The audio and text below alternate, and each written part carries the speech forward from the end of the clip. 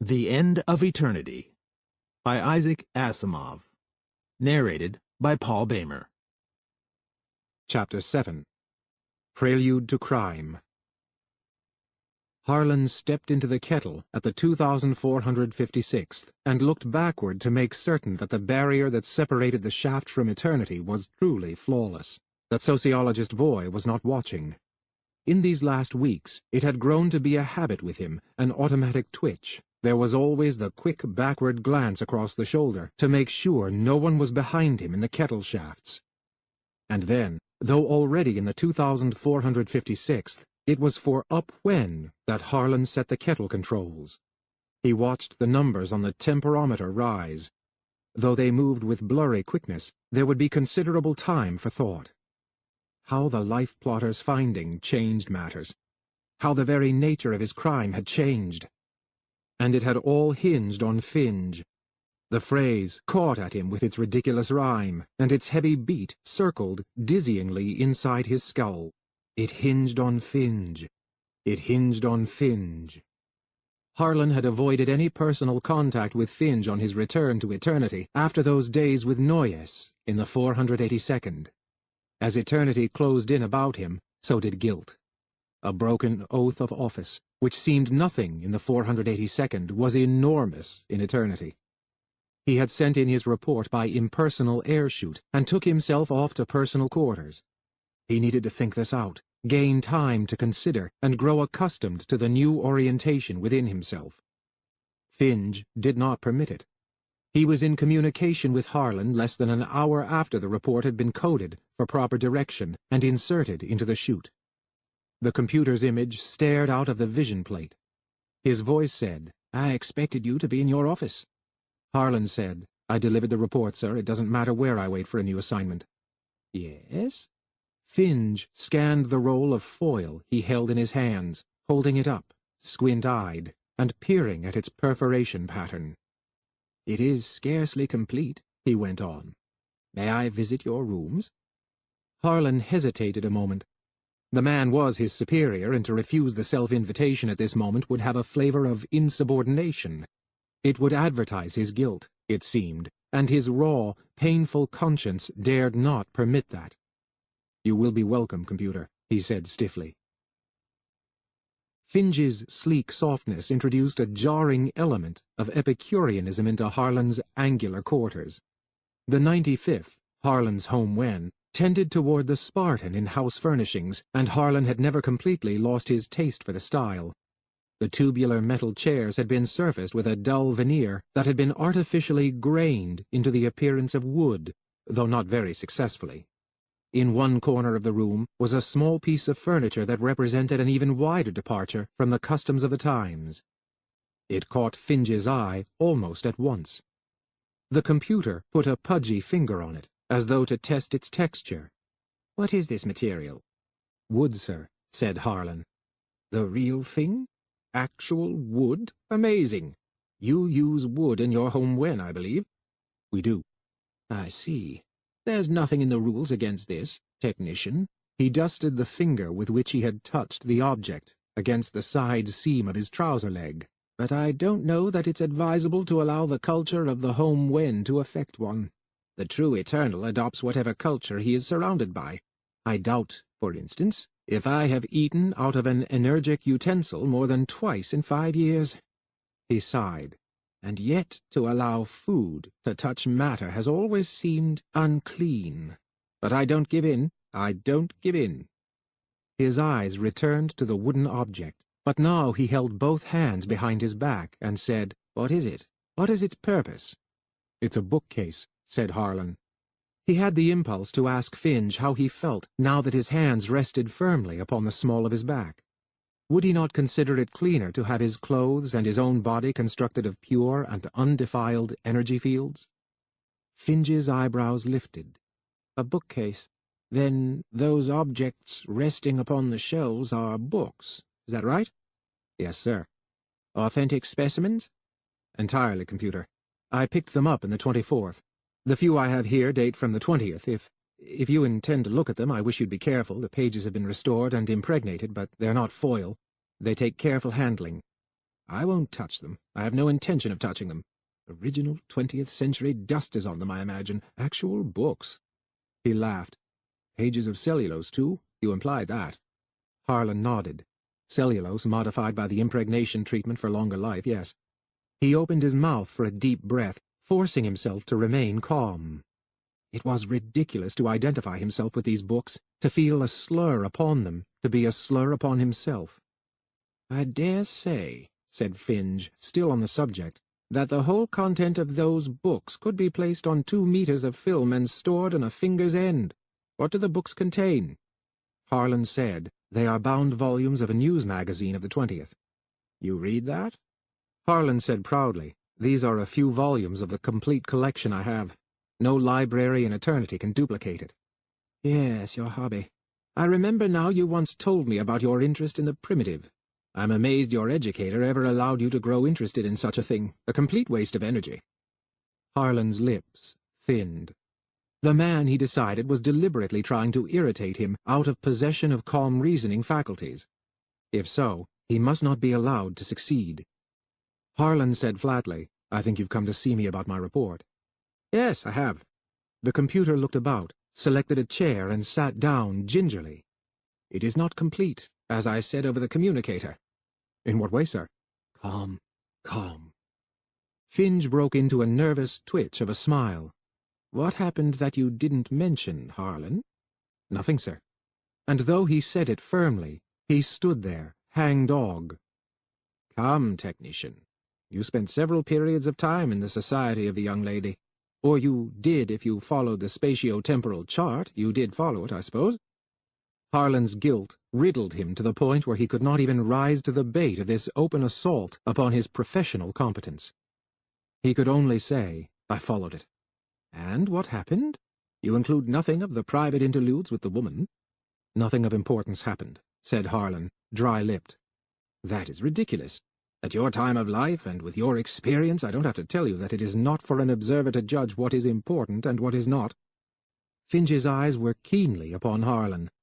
They were harder and more eager than quite befitted his soft line of questioning. Harlan noted that well, and was not fooled by Finge's gentle voice, yet the habit of duty tugged at him. An observer must report everything. An observer was merely a sense-perceptive pseudopod, thrust out by eternity into time. It tested its surroundings and was drawn back. In the fulfillment of his function, an observer had no individuality of his own. He was not really a man. Almost automatically, Harlan began his narration of the events he had left out of his report.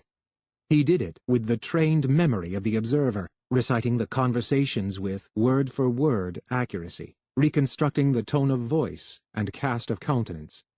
He did it lovingly, for in the telling he lived it again, and almost forgot, in the process, that a combination of Finge's probing and his own healing sense of duty was driving him into an admission of guilt.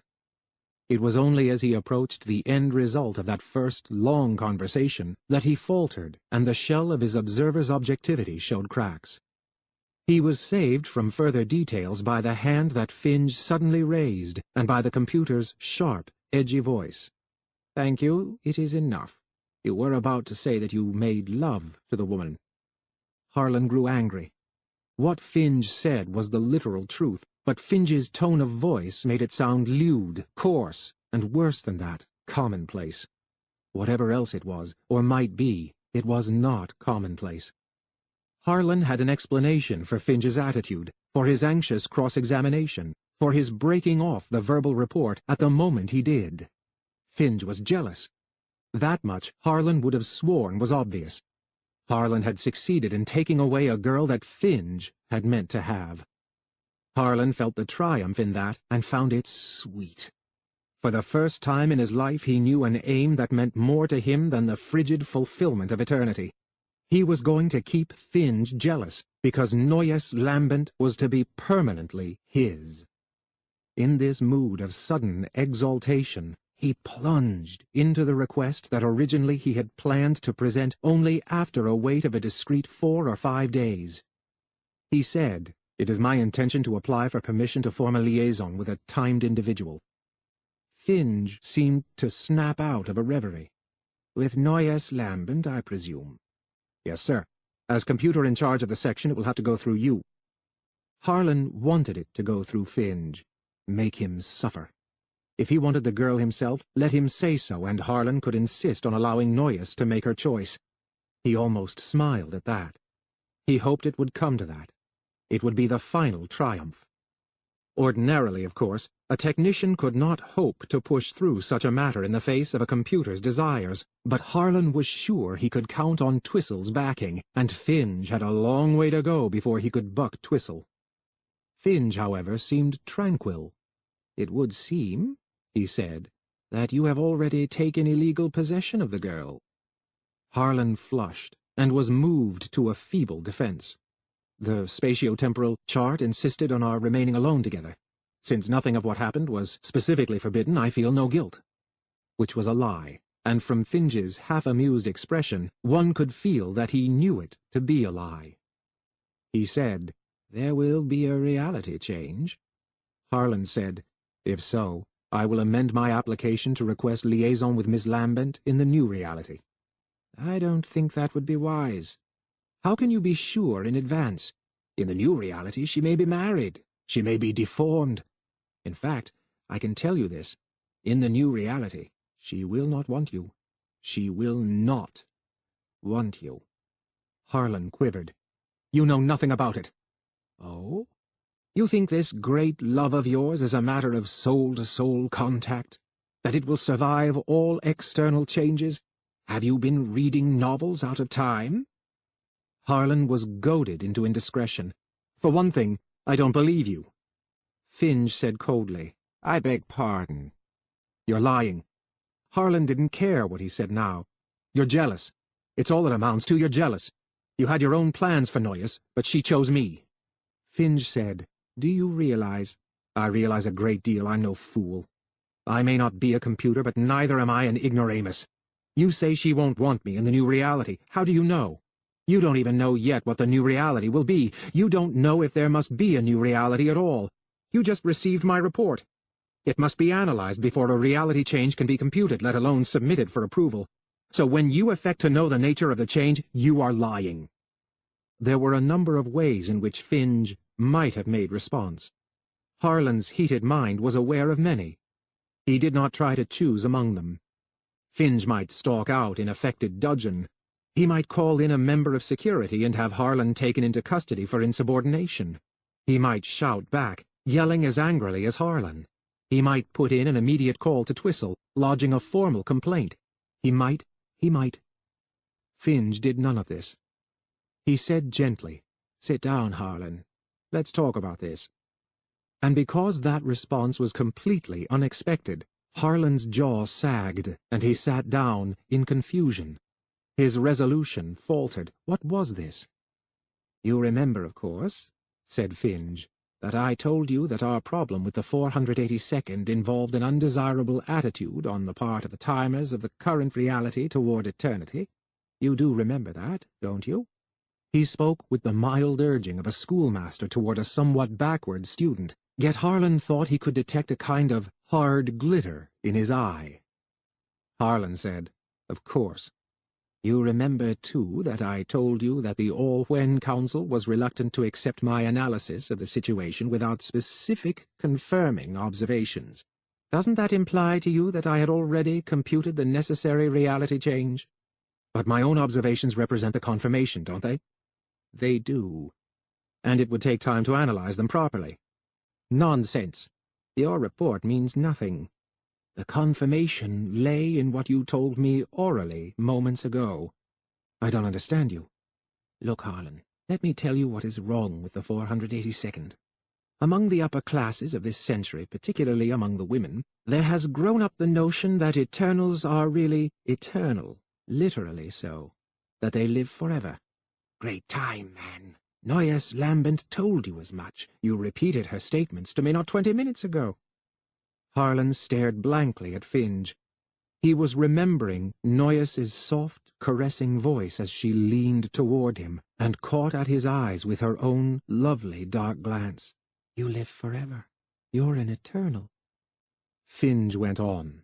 "Now, A belief like that is bad, but in itself not too bad. It can lead to inconveniences, increase difficulties for the section, but computation would show that only in a minority of cases would change be necessary. Still, if a change is desirable, isn't it obvious to you that the inhabitants of the century who must, above all, change maximally with the change, be those who are subject to the superstition? In other words, the female aristocracy. No, yes. It may be, but I'll take my chance, said Harlan. You have no chance at all.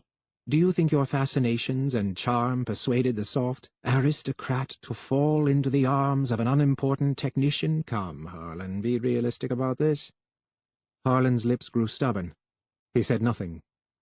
Finge said, Can't you guess the additional superstition which these people have added to their belief in the actual eternal life of the Eternals? Great time, Harlan. Most of the women believe that intimacy with an Eternal will enable a mortal woman, as they think of themselves, to live forever. Harlan swayed. He could hear Noyes's voice again so clearly. If I were made an Eternal. And then her kisses.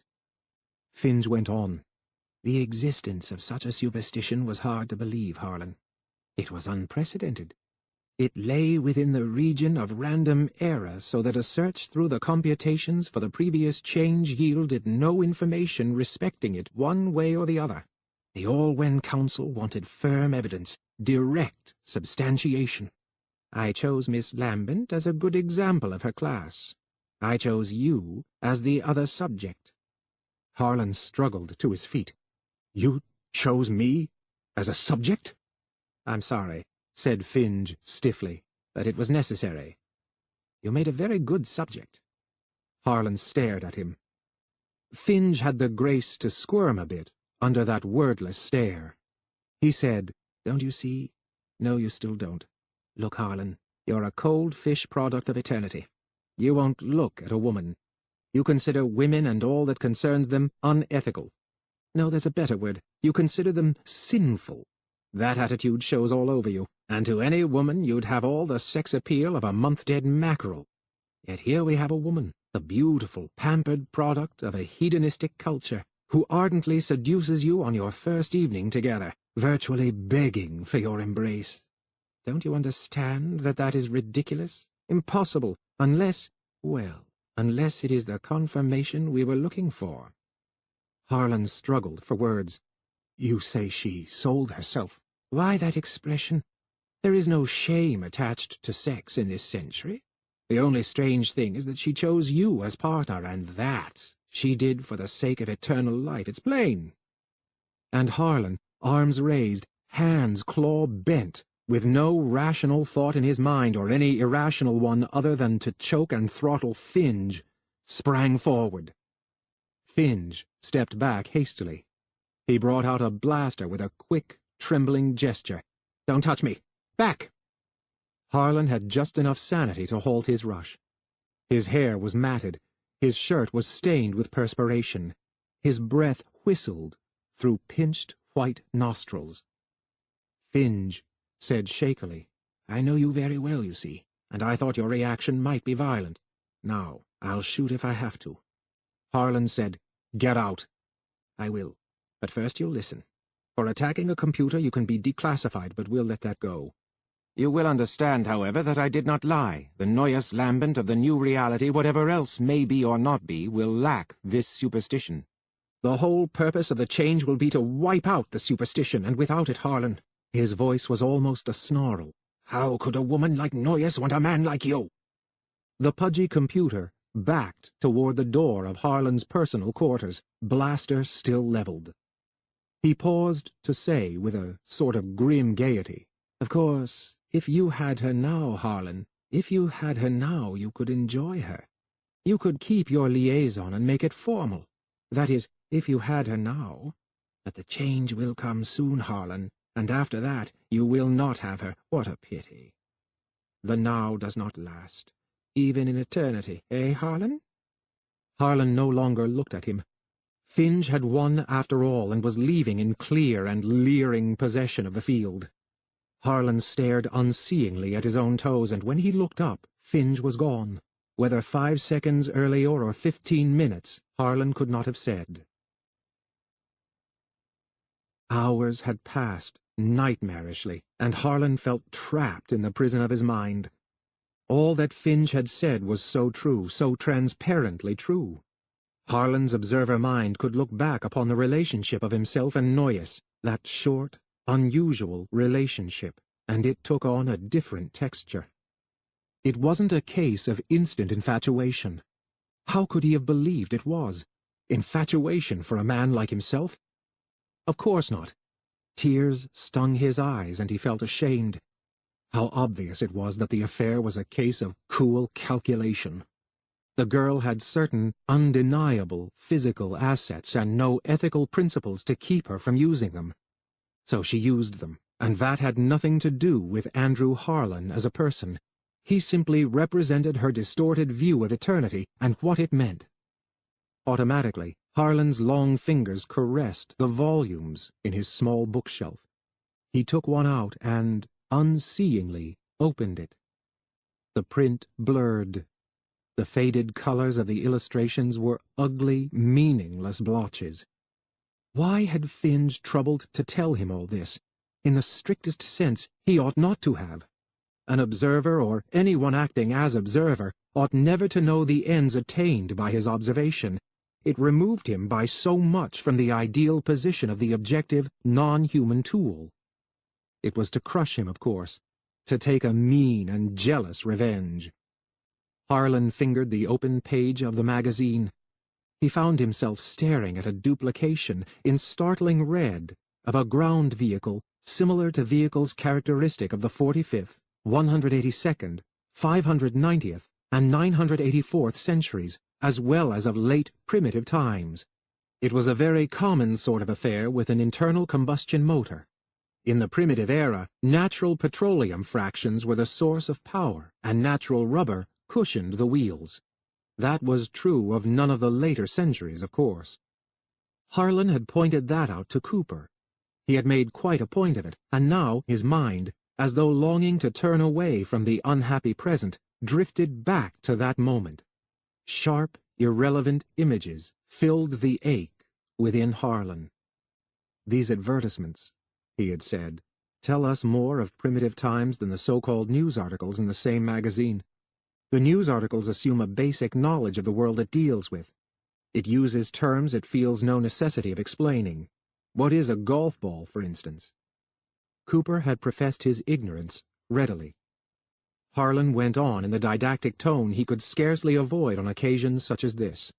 "We could deduce that it was a small pellet of some sort from the nature of the casual mentions it receives. We know that it is used in a game, if only because it is mentioned in an item under the heading Sport. We can even make further deductions that it is hit by a long rod of some sort, and the object of the game is to drive the ball into a hole in the ground. But why bother with deduction and reasoning?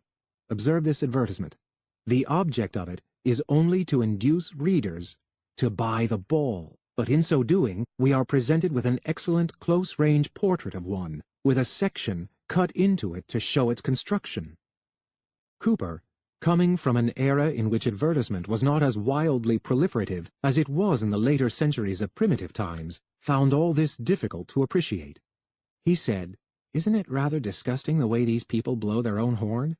Who would be fool enough to believe a person's boastings about his own products? Would he admit defects? Is he likely to stop at any exaggeration?" Harlan, whose home when was middling fruitful in advertisement, raised tolerant eyebrows, and merely said, "You'll have to accept that. It's their way, and we never quarrel with the ways of any culture as long as it does not seriously harm mankind as a whole." But now Harlan's mind snapped back to his present situation, and he was back in the present, staring at the loud-mouthed, brassy advertisements in the news magazine. He asked himself in sudden excitement, were the thoughts he had just experienced really irrelevant? Or was he tortuously finding a way out of the blackness and back to Noyes? Advertisement. A device for forcing the unwilling into line. Did it matter to a ground vehicle manufacturer whether a given individual felt an original or spontaneous desire for his product? If the prospect, that was the word, could be artificially persuaded or cajoled into feeling that desire and acting upon it, would that not be just as well? Then what did it matter if Noyes loved him out of passion or out of calculation? Let them but be together long enough and she would grow to love him. He would make her love him, and in the end, love, and not its motivation, was what counted. He wished now he had read some of the novels out of time that Finch had mentioned scornfully. Harlan's fists clenched at a sudden thought. If Noyes had come to him, to Harlan, for immortality, it could only mean that she had not yet fulfilled the requirement for that gift. She could have made love to no eternal previously. That meant that her relationship to Finch had been nothing more than that of secretary and employer. Otherwise, what need would she have had for Harlan? Yet Finch surely must have tried, must have attempted. Harlan could not complete the thought, even in the secrecy of his own mind. Finch could have proved the superstition's existence on his own person. Surely he could not have missed the thought, with Noyes and ever-present temptation. Then she must have refused him. He had had to use Harlan, and Harlan had succeeded. It was for that reason that Finch had been driven into the jealous revenge of torturing Harlan with the knowledge that Noyes's motivation had been a practical one, and that he could never have her. Yet Noyes had refused Finch, even with eternal life at stake, and had accepted Harlan. She had that much of a choice, and she had made it in Harlan's favor. So it wasn't calculation entirely. Emotion played a part. Harlan's thoughts were wild and jumbled and grew more heated with every moment. He must have her, and now, before any reality change. What was it Finch had said to him, jeering? The now does not last, even in eternity. Doesn't it, though? Doesn't it? Harlan had known exactly what he must do. Finch's angry taunting had goaded him into a frame of mind where he was ready for crime, and Finch's final sneer had, at least, inspired him with the nature of the deed he must commit. He had not wasted a moment after that. It was with excitement and even joy that he left his quarters, at all but a run, to commit a major crime against eternity. Chapter 8. Crime. No one had questioned him. No one had stopped him. There was that advantage, anyway, in the social isolation of a technician. He went via the kettle channels to a door to time and set its controls. There was the chance, of course, that someone would happen along on a legitimate errand and wonder why the door was in use. He hesitated, and then decided to stamp his seal on the marker. A sealed door would draw little attention. An unsealed door in active use would be a 9-day wonder. Of course, it might be Finch who stumbled upon the door. He would have to chance that. Noyes was still standing as he had left her. Wretched hours, physio hours, had passed since Harlan had left the 482nd for a lonely eternity, but he returned now to the same time, within a matter of seconds that he had left. Not a hair on Noyes's head had stirred. She looked startled. "Did you forget something, Andrew?" Harlan stared at her hungrily, but made no move to touch her. He remembered Finch's words, and he dared not risk a repulse. He said stiffly, "You've got to do as I say." She said, "But is something wrong then? You just left. You just this minute left." "Don't worry," said Harlan. It was all he could do to keep from taking her hand, from trying to soothe her. Instead, he spoke harshly. It was as though some demon were forcing him to do all the wrong things. Why had he come back at the first available moment? He was only disturbing her by his almost instantaneous return after leaving. He knew the answer to that, really. He had a 2-day margin of grace allowed by the spatio-temporal chart. The earlier portions of that period of grace were safer and yielded least chance of discovery. It was a natural tendency to crowd it as far down when as he could. A foolish risk, too, though. He might easily have miscalculated and entered time before he had left it physio hours earlier. What then? It was one of the first rules he had learned as an observer. One person occupying 2 points in the same time of the same reality runs a risk of meeting himself. Somehow that was something to be avoided. Why? Harlan knew he didn't want to meet himself. He didn't want to be staring into the eyes of another and earlier or later Harlan. Beyond that, it would be a paradox. And what was it Twistle was fond of saying? There are no paradoxes in time, but only because time deliberately avoids paradoxes. All the time Harlan thought dizzily of all this. Noyes stared at him with large, luminous eyes. Then she came to him and put cool hands on either burning cheek and said softly, "You're in trouble." To Harlan her glance seemed kindly, loving. Yet how could that be? She had what she wanted. What else was there? He seized her wrists and said huskily, "Will you come with me, now? Without asking any questions, doing exactly as I say?" "Must I?" she asked. "You must, Noyes. It's very important." "Then I'll come." She said it matter-of-factly, as though such a request came to her each day and was always accepted. At the lip of the kettle, Noyes hesitated a moment, then stepped in. Harlan said, "We're going up when, Noyes?" "That means the future, doesn't it?" The kettle was already faintly humming as she entered it, and she was scarcely seated when Harlan unobtrusively moved the contact at his elbow. She showed no signs of nausea at the beginnings of that indescribable sensation of motion through time. He was afraid she might. She sat there quietly, so beautiful and so at ease that he ached, looking at her, and gave not the particle of a damn that, by bringing a timer unauthorized into eternity, he had committed a felony. She said, "Does that dial show the numbers of the years, Andrew?" "The centuries." "You mean we're 1,000 years in the future already?" "That's right." "It doesn't feel like it." "I know." She looked about. "But how are we moving?" "I don't know, Noyes." "You don't?" "There are many things about eternity that are hard to understand." The numbers on the temperometer marched. Faster and faster they moved, till they were a blur. With his elbow, Harlan had nudged the speed stick to high. The power drain might cause some surprise in the power plants, but he doubted it. No one had been waiting for him in eternity when he returned with Noyes, and that was 9/10 the battle. Now it was only necessary to get her to a safe place. Again, Harlan looked at her. "Eternals don't know everything." "And I'm not an Eternal," she murmured. "I know so little." Harlan's pulse quickened. Still not an Eternal? But Finch said— "Leave it at that," he pleaded with himself. "Leave it at that. She's coming with you. She smiles at you. What more do you want?" But he spoke anyway. He said, "You think an Eternal lives forever, don't you?" "Well, they call them Eternals, you know, and everyone says they do." She smiled at him brightly. "But they don't, do they?" "You don't think so, then?" "After I was in eternity for a while, I didn't. People didn't talk as though they lived forever, and there were old men there. Yet you told me I lived forever, that night." She moved closer to him, along the seat, still smiling. "I thought, who knows?" He said, without being quite able to keep the strain out of his voice, "How does a timer go about becoming an Eternal?"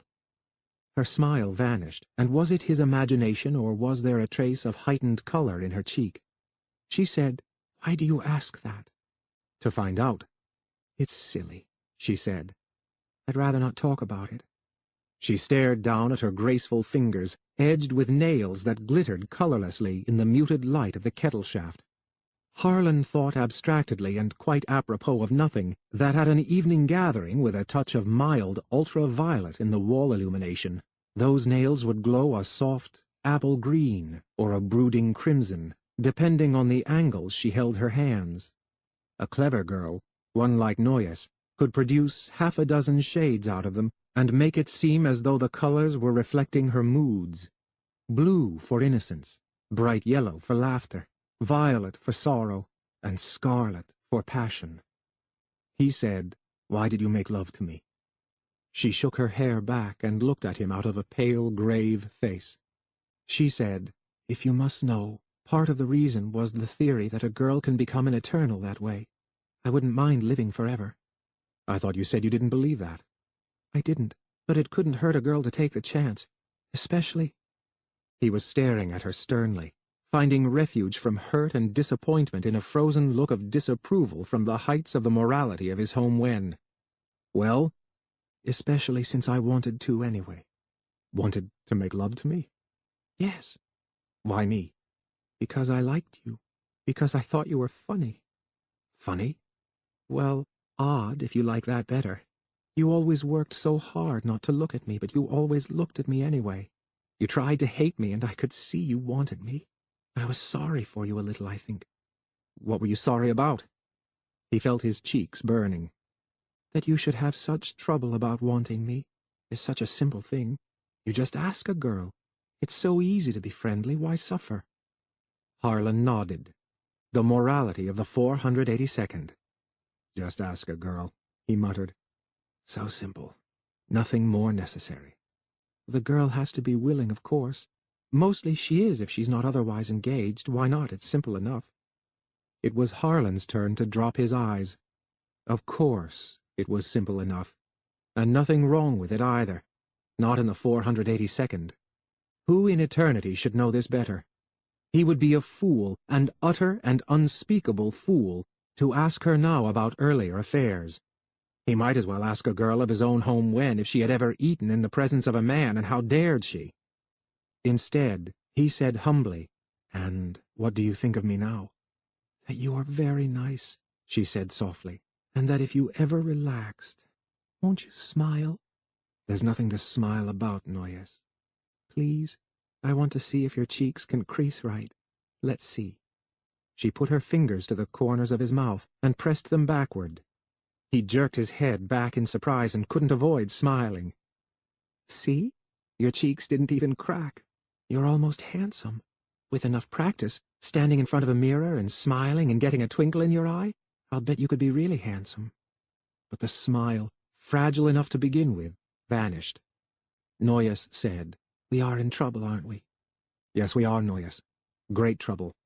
"Because of what we did, you and I, that evening?" "Not really." "That was my fault, you know. I'll tell them so if you wish." "Never," said Harlan with energy. "Don't take on any fault in this. You've done nothing, nothing to be guilty for. It's something else." Noyes looked uneasily at the temperometer. "Where are we? I can't even see the numbers." "When are we?" Harlan corrected her automatically. He slowed the velocity and the centuries came into view. Her beautiful eyes widened and the lashes stood out against the whiteness of her skin. "Is that right?" Harlan looked at the indicator casually. "It was in the 72,000s. "I'm sure it is." "But where are we going?" "To when are we going? To the far up when," he said grimly. "Good and far, where they won't find you." And in silence they watched the numbers mount. In silence Harlan told himself over and over that the girl was innocent of Finch's charge. She had owned up frankly to its partial truth, and she had admitted just as frankly the presence of a more personal attraction. He looked up then as Noyes shifted position. She had moved to his side of the kettle, and with a resolute gesture brought the kettle to a halt at a most uncomfortable temporal deceleration. Harlan gulped and closed his eyes to let the nausea pass. He said, "What's the matter?" She looked ashen, and for a moment made no reply. Then she said, "I don't want to go any further, the numbers are so high." The temperometer read 111,394.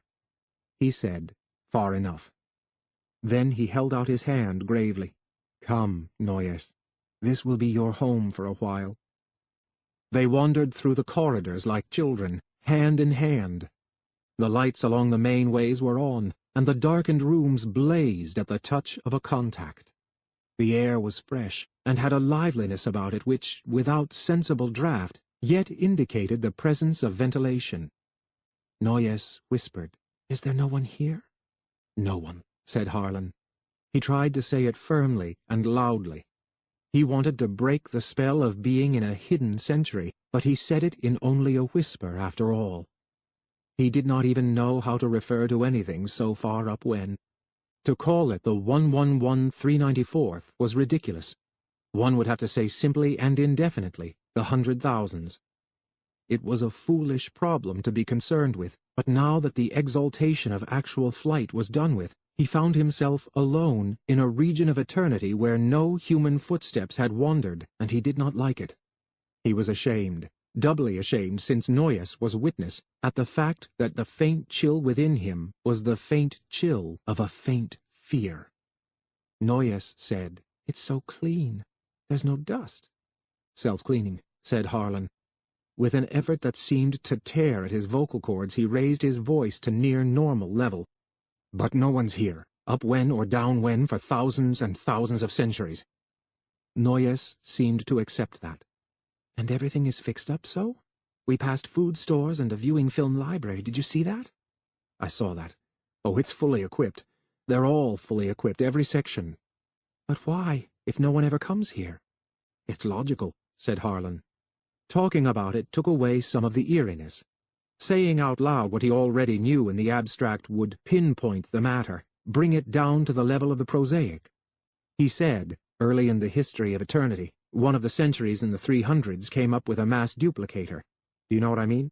By setting up a resonating field, energy could be converted to matter with subatomic particles taking up precisely the same pattern of positions within the uncertainty requirements as those in the model being used. The result is an exact copy. We, in eternity, commandeered the instrument for our own purposes. At that time there were only about 600 or 700 sections built up. We had plans for expansion, of course. 10 new sections a physio year was one of the slogans of the time. The mass duplicator made that all unnecessary. We built one new section complete with food, power supply, water supply, all the best automatic features, set up the machine and duplicated the section once each century, all along eternity. I don't know how long they kept it going, millions of centuries probably. All like this, Andrew? All exactly like this. And as eternity expands, we just fill in, adapting the construction to whatever fashion turns out to be current in the century. The only troubles come when we hit an energy-centered century. We haven't reached this section yet. No use telling her that the Eternals couldn't penetrate into time here, in the hidden centuries. What difference did that make? He glanced at her, and she seemed troubled. He said hastily, "There's no waste involved in building the sections. It took energy, nothing more. And with the nova to draw on." She interrupted. "No, I just don't remember." "Remember what?" "You said the duplicator was invented in the 300s. We don't have it in the 482nd. I don't remember viewing anything about it in history." Harlan grew thoughtful. Although she was within 2 inches of being as tall as himself, he suddenly felt giant size by comparison. She was a child, an infant, and he was a demigod of eternity who must teach her and lead her carefully to the truth. He said, "Noyes, dear, let's find a place to sit down and I'll have to explain something."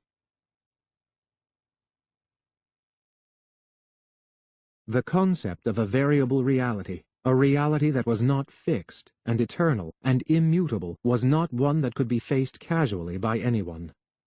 In the dead of the sleep period, sometimes, Harlan would remember the early days of his cubhood and recall the wrenching attempts to divorce himself from his century and from time.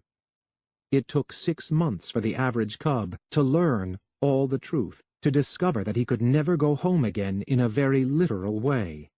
It wasn't eternity's law alone that stopped him, but the frigid fact that home, as he knew it, might very well no longer exist, might, in a sense, never have existed.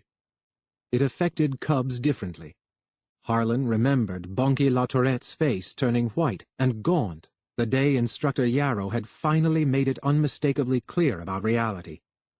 None of the cubs ate that night. They huddled together in search of a kind of psychic warmth, all except La Tourette, who had disappeared. There was a lot of false laughter and miserably poor joking. Someone said with a voice that was tremulous and uncertain, "I suppose I never had a mother. If I go back into the 95th, they'd say, 'Who are you? We don't know you. We don't have any records of you. You don't exist.'" They smiled weakly and nodded their heads, lonely boys with nothing left but eternity. They found La Tourette at bedtime, sleeping deeply and breathing shallowly. There was the slight reddening of a spray injection in the hollow of his left elbow, and fortunately that was noted too. Yarrow was called, and for a while it looked as though one cub would be out of the course, but he was brought around eventually. A week later he was back in his seat. Yet the mark of that evil night was on his personality for as long as Harlan knew him thereafter. And now Harlan had to explain reality to Noyes Lambent, a girl not much older than those cubs, and explain it at once and in full. He had to. There was no choice about that. She must learn exactly what faced them and exactly what she would have to do. He told her. They ate canned meats, chilled fruits, and milk at a long conference table designed to hold 12, and there he told her. He did it as gently as possible, but he scarcely found need for gentleness. She snapped quickly at every concept, and before he was half through it, was borne in upon him, to his great amazement, that she wasn't reacting badly. She wasn't afraid. She showed no sense of loss. She only seemed angry. The anger reached her face and turned it a glowing pink, while her dark eyes seemed somehow the darker for it. "But that's criminal," she said. "Who are the Eternals to do this?" "It's done for humanity's good," said Harlan. Of course, she couldn't really understand that. He felt sorry for the time-bound thinking of a timer. "Is it? I suppose that's how the mass duplicator was wiped out." "We have copies still. Don't worry about that. We've preserved it." "You've preserved it. But what about us? We of the 482nd might have had it." She gestured with little movements of two clenched fists. "It wouldn't have done you good. Look, don't get excited, dear, and listen." With an almost convulsive gesture, he would have to learn how to touch her naturally, without making the movement seem a sheepish invitation to a repulse. He took her hands in his and held them tightly. For a moment she tried to free them, and then she relaxed. She even laughed a bit. "Oh, go ahead, silly, and don't look so solemn. I'm not blaming you." "You mustn't blame anyone. There is no blame necessary. We do what must be done. That mass duplicator is a classic case. I studied it in school. When you duplicate mass, you can duplicate persons, too. The problems that arise are very complicated. Isn't it up to the society to solve its own problems? It is, but we studied that society throughout time, and it doesn't solve the problem satisfactorily. Remember that its failure to do so affects not only itself, but all its descendant societies. In fact, there is no satisfactory solution to the mass duplicator problem. It's one of those things like atomic wars and dreamies that just can't be allowed. Developments are never satisfactory. What makes you so sure? We have our computing machines, Noyes. Computerplex is far more accurate than any ever developed in any single reality. These compute the possible realities and grade the desirabilities of each over a summation of thousands and thousands of variables. Machines. She said it with scorn. Harlan frowned, then relented hastily. Now don't be like that.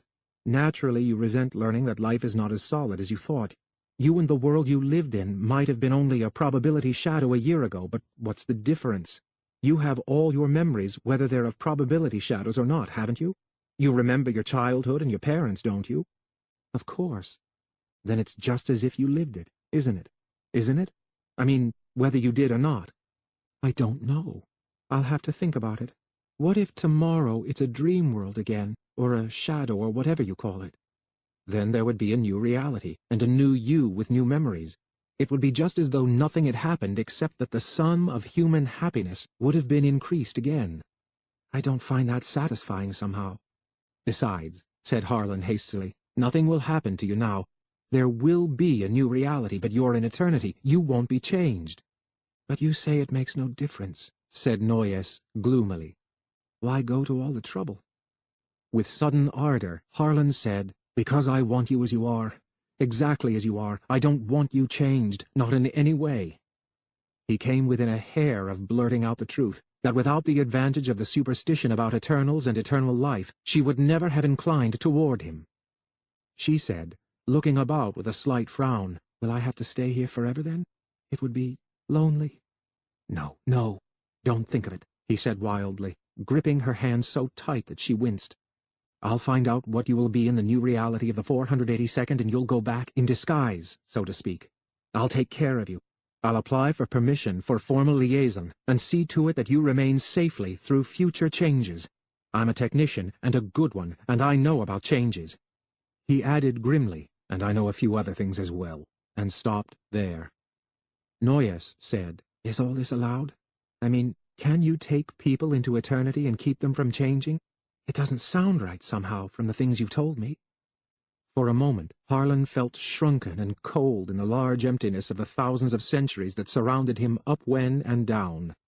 For a moment, he felt cut off even from the eternity that was his only home and only faith, doubly cast out from time and eternity, and only the woman for whom he had forsaken it all left at his side. He said, and he meant it deeply, "No, it is a crime. It is a very great crime, and I am bitterly ashamed. But I would do it again if I had to, and any number of times if I had to. For me, Andrew, for me." He did not raise his eyes to hers. "No, Noyes, for myself. I could not bear to lose you." She said, "And if we are caught?" Harlan knew the answer to that. He knew the answer since that moment of insight in bed in the 482nd, with Noyes sleeping at his side. But even yet, he dared not think of the wild truth. He said, "I am not afraid of anyone. I have ways of protecting myself. They don't imagine how much I know." Chapter 9. Interlude. It was, looking back at it, an idyllic period that followed. 100 things took place in those physio weeks, and all confused itself inextricably in Harlan's memory, later, making the period seem to have lasted much longer than it did. The one idyllic thing about it was, of course, the hours he could spend with Noyes, and that cast a glow over everything else. Item 1. At the 482nd he slowly packed his personal effects, his clothing and films, most of all his beloved and tenderly handled news magazine volumes out of the Primitive. Anxiously, he supervised their return to his permanent station in the 575th. Finge was at his elbow as the last of it was lifted into the freight kettle by maintenance men. Finge said, choosing his words with unerring triteness, "Leaving us, I see?" His smile was broad, but his lips were carefully held together, so that only the barest trace of teeth showed.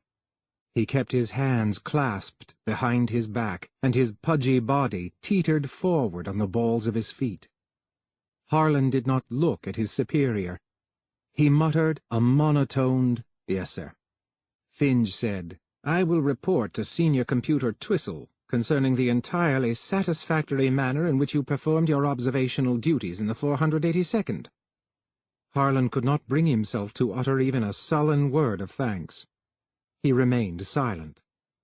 Finge went on, in a suddenly much lower voice, "I will not report, for the present, your recent attempt at violence against me."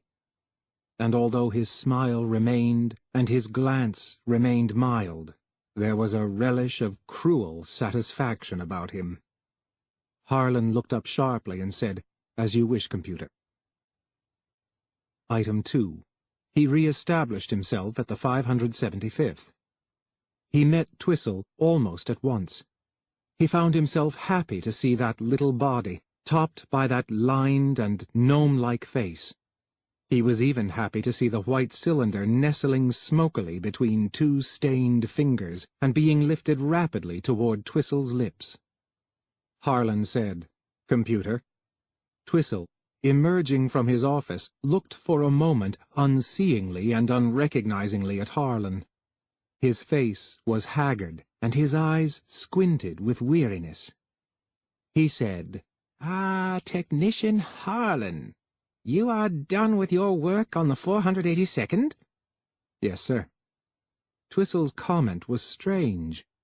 He looked at his watch, which, like any watch in eternity, was geared to physio time, giving the day number as well as the time of day, and said, "On the nose, my boy, on the nose. Wonderful, wonderful." Harlan felt his heart give a small bound. When he had last seen Twistle, he would not have been able to make sense of that remark. Now he thought he did. Twistle was tired, or he would not have spoken so close to the core of things, perhaps. Or the computer might have felt the remark to be so cryptic as to feel safe despite its closeness to the core. Harlan said, speaking as casually as he could to avoid letting it seem that his remark had any conception at all with what Twistle had just said, "How's my cub?"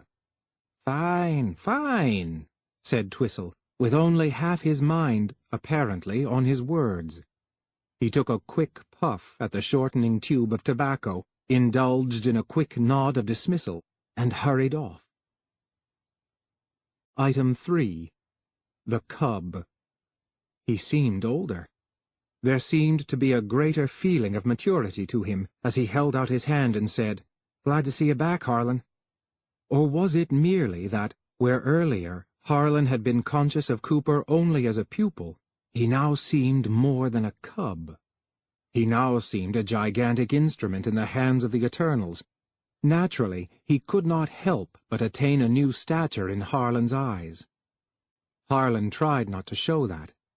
They were in Harlan's own quarters, and the technician basked in the creamy porcelain surfaces about him, glad to be out of the ornate splash of the 482nd. Try as he might to associate the wild baroque of the 482nd with Noyes, he only succeeded in associating it with Finge. With Noyes, he associated a pink, satiny twilight and, strangely, the bare austerity of the sections of the hidden centuries. He spoke hastily, almost as though he were anxious to hide his dangerous thoughts. "Well, Cooper, what have they been doing with you while I was away?" Cooper laughed, brushed his drooping mustache self-consciously with one finger and said, "More math, always math." "Yes? Pretty advanced stuff by now, I guess."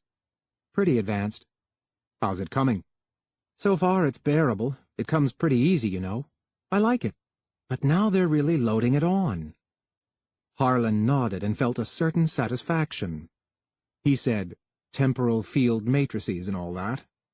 But Cooper, his color a little high, turned toward the stacked volumes in the bookshelves and said, "Let's get back to the primitives. I've got some questions."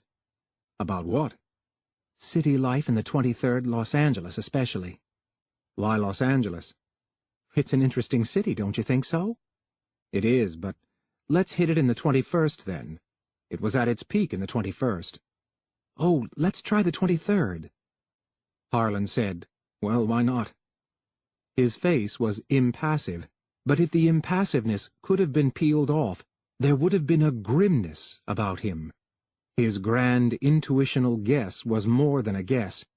Everything was checking neatly. Item 4. Research. Twofold research. For himself, first. Each day, with ferreting eyes, he went through the reports on Twistle's desk. The reports concerned the various reality changes being scheduled or suggested.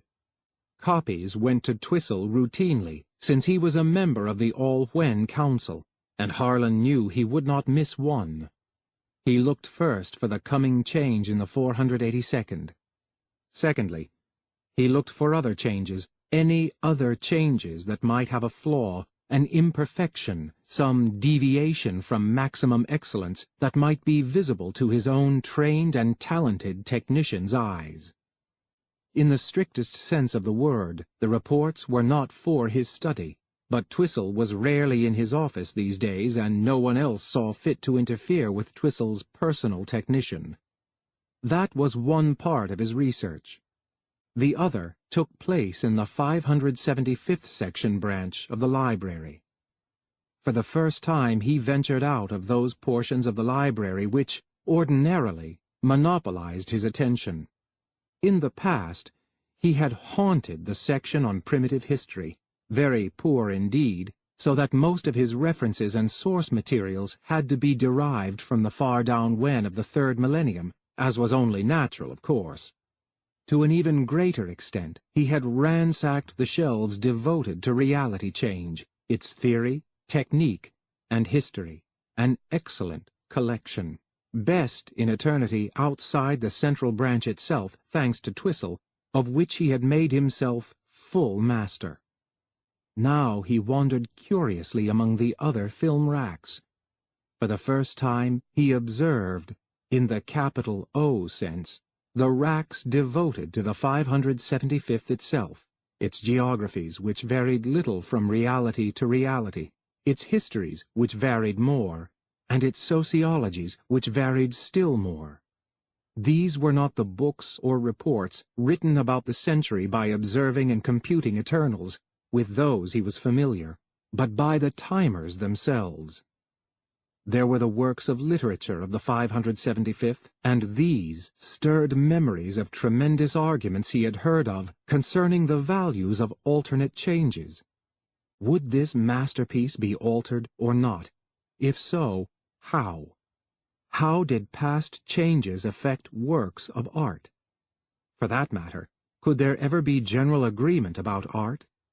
Could it ever be reduced to quantitative terms amenable to mechanical evaluation by the computing machines? A computer named August Senor was Twissell's chief opponent in these matters. Harlan, stirred by Twissell's feverish denunciations of the man and his views, had read some of Senor's papers and found them startling. Senor asked publicly and, to Harlan, disconcertingly, whether a new reality might not contain a personality within itself analogous to that of a man who had been withdrawn into eternity in a previous reality. He analyzed then the possibility of an eternal meeting his analog in time, either with or without knowing it, and speculated on the results in each case. That came fairly close to one of eternity's most potent fears, and Harlan shivered and hastened uneasily through the discussion. And of course, he discussed at length the fate of literature and art in various types and classifications of reality changes. But Twissell would have none of the last.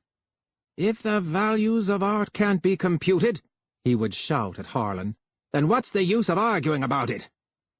And Twissell's views, Harlan knew, were shared by the large majority of the All-When Council. Yet now Harlan stood at the shelves devoted to the novels of Eric Lincoln, usually described as the outstanding writer of the 575th, and wondered. He counted 15 different, complete works collections, each, undoubtedly, taken out of a different reality. Each was somewhat different, he was sure. One set was noticeably smaller than all the others, for instance. 100 sociologists, he imagined, must have written analyses of the differences between the sets in terms of the sociological background of each reality, and earned status thereby. Harlan passed on to the wing of the library which was devoted to the devices and instrumentation of the various 575ths. Many of these last, Harlan knew, had been eliminated in time and remained intact as a product of human ingenuity only in eternity. Man had to be protected from his own too flourishing technical mind. That, more than anything else. Not a physio-year passed, but that somewhere in time nuclear technology veered too close to the dangerous and had to be steered away. He returned to the library proper and to the shelves on mathematics and mathematical histories. His fingers skimmed across individual titles, and after some thought he took half a dozen from the shelves and signed them out. Item 5. Noyes. That was the really important part of the interlude, and all the idyllic part. In his off hours when Cooper was gone, when he might ordinarily have been eating in solitude, reading in solitude, sleeping in solitude, waiting in solitude for the next day, he took to the kettles. With all his heart he was grateful for the technician's position in society. He was thankful, as he had never dreamed he could be, for the manner in which he was avoided. No one questioned his right to be in a kettle, nor cared whether he aimed it upwen or down. No curious eyes followed him, no willing hands offered to help him, No chattering mouths discussed it with him. He could go where and when he pleased. Noyes said, "You've changed, Andrew. Heavens, you've changed." He looked at her and smiled. "In what way, Noyes?" "You're smiling, aren't you? That's one of the ways. Don't you ever look in a mirror and see yourself smiling?" "I'm afraid to. I'd say, I can't be that happy. I'm sick. I'm delirious. I'm confined to an asylum, living in daydreams and unaware of it." Noyes leaned close to pinch him. "Feel anything?" He drew her head toward him, felt bathed in her soft, black hair. When they separated, she said breathlessly, "You've changed there, too. You've become very good at it." "I've got a good teacher," began Harlan, and stopped abruptly, fearing that would imply displeasure at the thought of the many who might have had the making of such a good teacher. But her laugh seemed untroubled by such a thought. They had eaten, and she looked silky smooth and warmly soft in the clothing he had brought her. She followed his eyes and fingered the skirt gently, lifting it loose from its soft embrace of her thigh. She said, "I wish you wouldn't, Andrew. I really wish you wouldn't." "There's no danger," he said carelessly. "There is danger. Now don't be foolish. I can get along with what's here until you make arrangements." "Why shouldn't you have your own clothes and doodads?" "Because they're not worth your going to my house in time and being caught. And what if they make the change while you're there?" He evaded that uneasily. "It won't catch me." Then brightening, "Besides, my wrist generator keeps me in physio time so that a change can't affect me, you see?" Noyes sighed. "I don't see. I don't think I'll ever understand it all." "There's nothing to it." And Harlan explained and explained with great animation, and Noyes listened with sparkling eyes that never quite revealed whether she was entirely interested or amused, or, perhaps, a little of both. It was a great addition to Harlan's life. There was someone to talk to, someone with whom to discuss his life, his deeds and thoughts. It was as though she were a portion of himself, but a portion sufficiently separate to require speech and communication rather than thought. She was a portion sufficiently separate to be able to answer unpredictably out of independent thought processes. Strange, Harlan thought, how one might observe a social phenomenon such as matrimony and yet miss so vital a truth about it. Could he have predicted, in advance, for instance, that it would be the passionate interludes that he would later least often associate with the idyll? She snuggled into the crook of his arm and said, "How is your mathematics coming along?" Harlan said, "Want to look at a piece of it?" "Don't tell me you carry it around with you." "Why not? The kettle trip takes time, no use wasting it, you know." He disengaged himself, took a small viewer from his pocket, inserted the film, and smiled fondly as she put it to her eyes. She returned the viewer to him with a shake of her head. "I never saw so many squiggles. I wish I could read your standard intertemporal." "Actually," said Harlan, "most of the squiggles you mention aren't intertemporal, really. Just mathematical notation." "You understand it, though, don't you?" Harlan hated to do anything to disillusion the frank admiration in her eyes, but he was forced to say, "Not as much as I'd like to. Still, I have been picking up enough math to get what I want. I don't have to understand everything to be able to see a hole in a wall big enough to push a freight kettle through." He tossed the viewer into the air, caught it with a flick of his hand, and put it on a small end table. Noyes's eyes followed it hungrily, and sudden insight flashed on Harlan. He said, "Father Time! You can't read intertemporal at that." "No, of course not." "Then the section library here is useless to you. I never thought of that. You ought to have your own films from the 482nd. She said quickly, "No, I don't want any." He said, "You'll have them." "Honestly, I don't want them. It's silly to risk—" "You'll have them," he said. For the last time he stood at the immaterial boundary separating eternity from Noyes's house in the 482nd. He had intended the time before to be the last time. The change was nearly upon them now, a fact he had not told Noyes out of the decent respect he would have had for anyone's feelings, let alone those of his love. Yet it wasn't a difficult decision to make, this one additional trip. Partly it was bravado, to shine before Noyes, bring her the book films from out the lion's mouth. Partly it was a hot desire, what was the primitive phrase? To singe the beard of the King of Spain, if he might refer to the smooth-cheeked Finge so. Then, too, he would have the chance, once again, of savoring the weirdly attractive atmosphere about a doomed house. He had felt it before, when entering it carefully during the period of grace allowed by the spatio-temporal charts. He had felt it as he wandered through its rooms, collecting clothing, small objets d'art, strange containers, and instruments from Noyes's vanity table. There was the somber silence of a doomed reality that was past merely the physical absence of noise. There was no way for Harlan to predict its analogue in a new reality. It might be a small suburban cottage or a tenement in a city street. It might be zero with untamed scrubland replacing the park-like terrain on which it now stood. It might, conceivably, be almost unchanged. And, Harlan touched on this thought gingerly, it might be inhabited by the analogue of Noyes, or, of course, it might not. To Harlan, the house was already a ghost, a premature spectre that had begun its hauntings before it had actually died.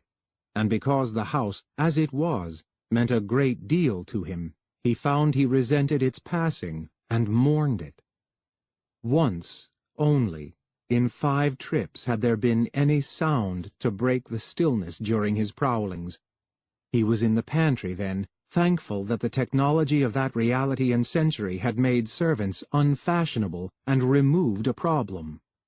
He had, he recalled, chosen among the cans of prepared foods, and was just deciding that he had enough for one trip, and that Noyes would be pleased indeed to intersperse the hearty but uncolourful basic diet provided in the empty section with some of her own dietary. He even laughed aloud to think that not long before he had thought her diet decadent. It was in the middle of the laugh that he heard a distinct clapping noise. He froze. The sound had come from somewhere behind him, and in the startled moment, during which he had not moved, the lesser danger that it was a housebreaker occurred to him first, and the greater danger of its being an investigating eternal occurred second. It couldn't be a housebreaker. The entire period of the spatio-temporal chart, grace period and all, had been painstakingly cleared and chosen out of other similar periods of time because of the lack of complicating factors. On the other hand, he had introduced a micro-change, perhaps not so micro at that, by abstracting Noyes. Heart-pounding, he forced himself to turn. It seemed to him that the door behind him had just closed, moving the last millimeter required to bring it flush with the wall. He repressed the impulse to open that door, to search the house.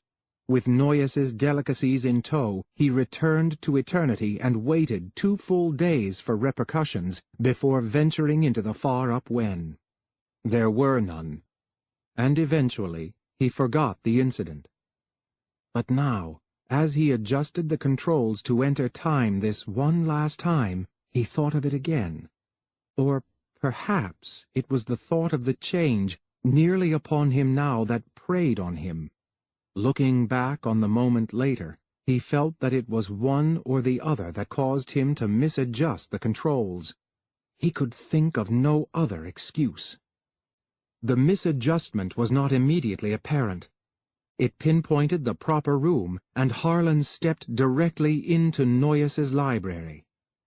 He had become enough of a decadent himself now, to be not altogether repelled by the workmanship that went into the design of the film cases. The lettering of the titles blended in with the intricate filigree until they were attractive but nearly unreadable. It was a triumph of aesthetics over utility. Harlan took a few from the shelves at random and was surprised. The title of one was Social and Economic History of Our Times. Somehow, it was a side of Noyes to which he had given little thought. She was certainly not stupid, and yet it never occurred to him that she might be interested in weighty things. He had the impulse to scan a bit of the social and economic history, but fought it down. He would find it in the section library of the 482nd, if he ever wanted it. Finge had undoubtedly rifled the libraries of this reality for Eternity's records months earlier. He put that film to one side, ran through the rest, selected the fiction and some of what seemed light non-fiction. Those and 2 pocket viewers. He stowed them carefully into a knapsack. It was at that point that, once more, he heard a sound in the house. There was no mistake this time. It was not a short sound of indeterminate origin. It was a laugh, a man's laugh. He was not alone in the house. He was unaware that he had dropped the knapsack. For one dizzy second, he could think only that he was trapped. Chapter 10. Trapped. All at once, it had seemed inevitable. It was the rawest dramatic irony. He had entered time one last time, tweaked Finge's nose one last time, brought the pitcher to the well one last time. It had to be then that he was caught. Was it Finge who laughed? Who else would track him down, lie in wait, stay a room away, and burst into mirth? Well then, was all lost? And because in that sickening moment he was sure all was lost, it did not occur to him to run again or to attempt flight into eternity once more. He would face Finge. He would kill him if necessary. Harlan stepped to the door from behind which the laugh had sounded, stepped to it with the soft, firm step of the premeditated murderer. He flicked loose the automatic door signal and opened it by hand. 2 inches. 3. It moved without sound. The man in the next room had his back turned. The figure seemed too tall to be Finge, and that fact penetrated Harlan's simmering mind and kept him from advancing further. Then, as though the paralysis that seemed to hold both men in rigor was slowly lifting, the other turned, inch by inch. Harlan never witnessed the completion of that turn. The other's profile had not yet come into view when Harlan, holding back a sudden gust of terror with a last fragment of moral strength, flung himself back out the door. Its mechanism, not Harlan, closed it soundlessly. Harlan fell back blindly. He could breathe only by struggling violently with the atmosphere, fighting air in and pushing it out, while his heart beat madly as though in an effort to escape his body. Finge, Twistle, all the council together could not have disconcerted him so much. It was the fear of nothing physical that had unmanned him. Rather, it was an almost instinctive loathing for the nature of the accident that had befallen him. He gathered the stack of book films to himself in a formless lump and managed, after 2 futile tries, to re-establish the door to eternity. He stepped through, his legs operating mechanically. Somehow he made his way to the 575th, and then to personal quarters. His technicianhood, newly valued, newly appreciated, saved him once again. The few Eternals he met turned automatically to one side and looked steadfastly over his head as they did so. That was fortunate, for he lacked any ability to smooth his face out of the death's head grimace he felt he was wearing, or any power to put the blood back into it. But they didn't look, and he thanked time and eternity and whatever blind thing wove destiny for that. He had not truly recognized the other man in Noyes's house by his appearance, yet he knew his identity with a dreadful certainty. The first time Harlan had heard a noise in the house, he, Harlan, had been laughing, and the sound that interrupted his laugh was of something weighty dropping in the next room. The second time, someone had laughed in the next room, and he, Harlan, had dropped a knapsack of book films. The first time, he, Harlan, had turned and caught sight of a door closing. The second time, he, Harlan, closed a door as a stranger turned. He had met himself. In the same time and nearly in the same place, he and his earlier self, by several physio days, had nearly stood face to face. He had misadjusted the controls, set it for an instant in time which he had already used, and he, Harlan, had seen him, Harlan. He had gone about his work with the shadow of horror upon him for days thereafter. He cursed himself for a coward, but that did not help. Indeed, from that moment, matters took a downward trend. He could put his finger on the great divide.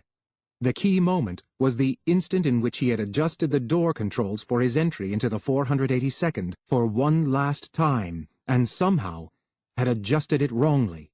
Since then, things went badly. Badly. The reality change in the 482nd went through during that period of despondency and accentuated it.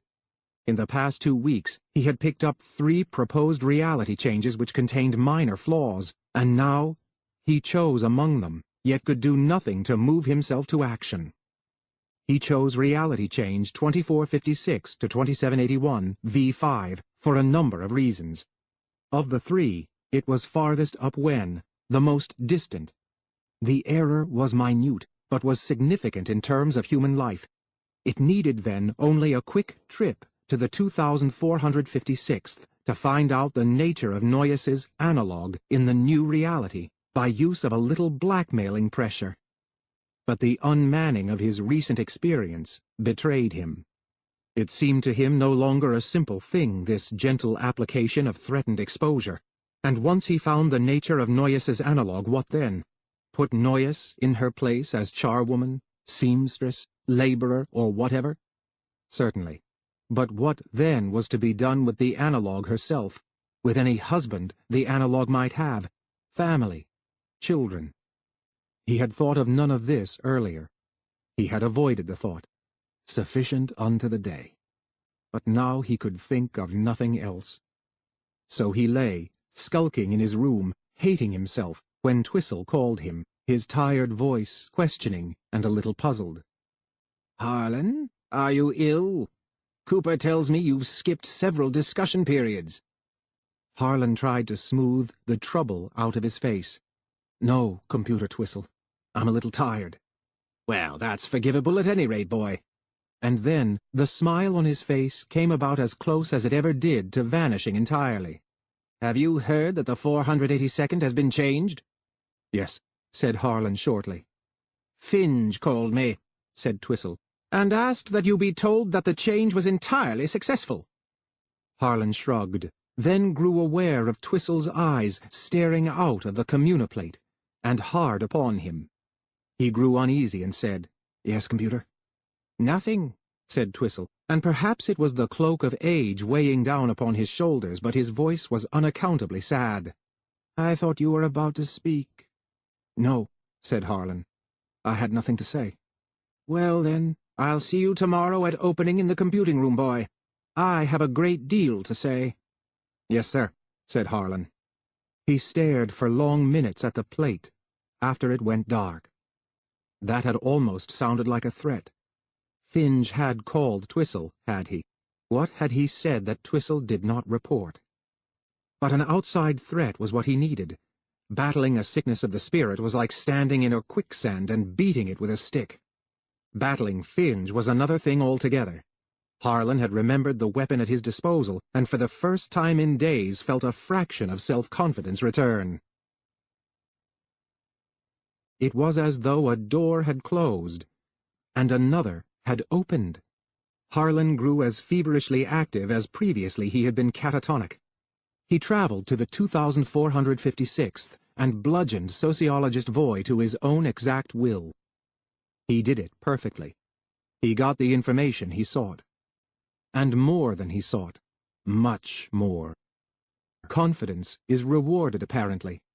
There was a Homewen proverb that went, "Grip the nettle firmly, and it will become a stick with which to beat your enemy." In short, Noyes had no analog in the new reality. No analog at all. She could take her position in the new society in the most inconspicuous and convenient manner possible, or she could stay in eternity. There could be no reason to deny him liaison except for the highly theoretical fact that he had broken the law, and he knew very well how to counter that argument. So he went racing up Wen to tell Noyes the great news, to bathe in undreamed-of success after a few days horrible with apparent failure. And at this moment, the kettle came to a halt. It did not slow, it simply halted. If the motion had been one along any of the 3 dimensions of space, a halt that sudden would have smashed the kettle, brought its metal to a dull red heat, turned Harlan into a thing of broken bone and wet, crushed flesh. As it was, it merely doubled him with nausea and cracked him with inner pain. When he could see, he fumbled to the temperometer and stared at it with fuzzy vision. It read 100,000. Somehow that frightened him. It was too round a number. He turned feverishly to the controls. What had gone wrong? That frightened him too, for he could see nothing wrong. Nothing had tripped the drive lever. It remained firmly geared into the up-Wen drive. There was no short circuit. All the indicator dials were in the black safety range. There was no power failure. The tiny needle that marked the steady consumption of megcoulombs of power calmly insisted that power was being consumed at the usual rate. What, then, had stopped the kettle? Slowly and with considerable reluctance, Harlan touched the drive lever, curled his hand about it. He pushed it to neutral, and the needle on the power gauge declined to 0. He twisted the drive lever back in the other direction. Up went the power gauge again, and this time the temperometer flicked down Wen along the line of centuries. Down Wen, 99,983, 99,972, 99,959. Again, Harlan shifted the lever. Up Wen again, slowly, very slowly. Then 99,985, 99,993, 99,997, 99,998, 99,999, 100,000. Smash. Nothing past 100,000. The power of Nova Sol was silently being consumed at an incredible rate to no purpose. He went down Wen again, farther. He roared up Wen. Smash! His teeth were clenched, his lips drawn back, his breath rasping. He felt like a prisoner hurling himself bloodily against the bars of a prison. When he stopped, a dozen smashes later, the kettle rested firmly at 100,000. Thus far, and no farther. He would change kettles, but there was not much hope in that thought. In the empty silence of the 100,000th century, Andrew Harlan stepped out of one kettle and chose another kettle shaft at random. A minute later, with the drive lever in his hand, he stared at the marking of 100,000 and knew that here, too, he could not pass. He raged.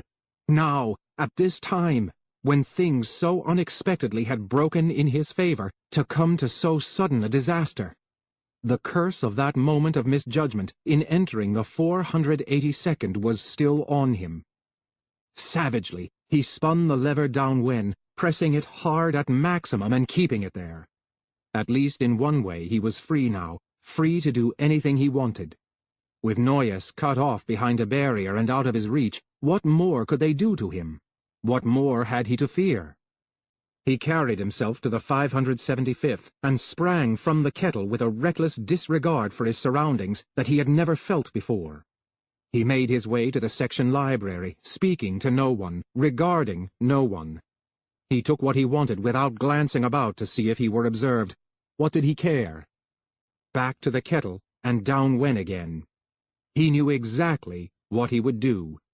He looked at the large clock as he passed, measuring off standard physio time, numbering the days and marking off the 3 co-equal work shifts to the physio day. Finge would be at his private quarters now, and that was so much the better. Harlan felt as though he were running a temperature when he arrived at the 482nd. His mouth was dry and cottony. His chest hurt, but he felt the hard shape of the weapon under his shirt as he held it firmly against his side with one elbow, and that was the only sensation that counted. Assistant Computer Hob Finge looked up at Harlan, and the surprise in his eyes slowly gave way to concern. Harlan watched him silently for a while, letting the concern grow and waiting for it to change to fear. He circled slowly, getting between Finge and the communiplate. Finge was partly undressed, bare to the waist. His chest was sparsely haired, his breasts puffy and almost womanish. His tubby abdomen lapped over his waistband. He looks undignified, thought Harlan with satisfaction, undignified and unsavory. So much the better. He put his right hand inside his shirt and closed it firmly on the grip of his weapon. Harlan said, "No one saw me, Finge, so don't look toward the door. No one's coming here. You've got to realize, Finge, that you're dealing with a technician. Do you know what that means?" His voice was hollow.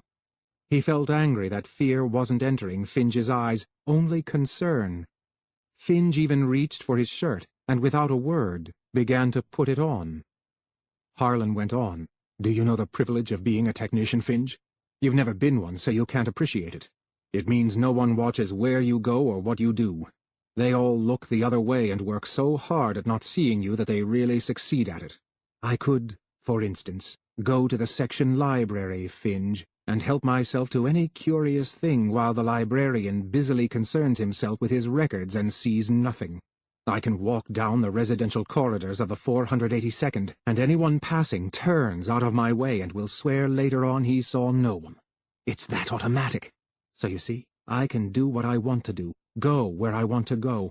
I can walk into the private apartments of the assistant computer of a section and force him to tell the truth at weapon point, and there'll be no one to stop me." Finge spoke for the first time. "What are you holding?" "A weapon," said Harlan, and brought it out. "Do you recognize it?" Its muzzle flared slightly and ended in a smooth metallic bulge. "If you kill me—" began Finge. "I won't kill you," said Harlan.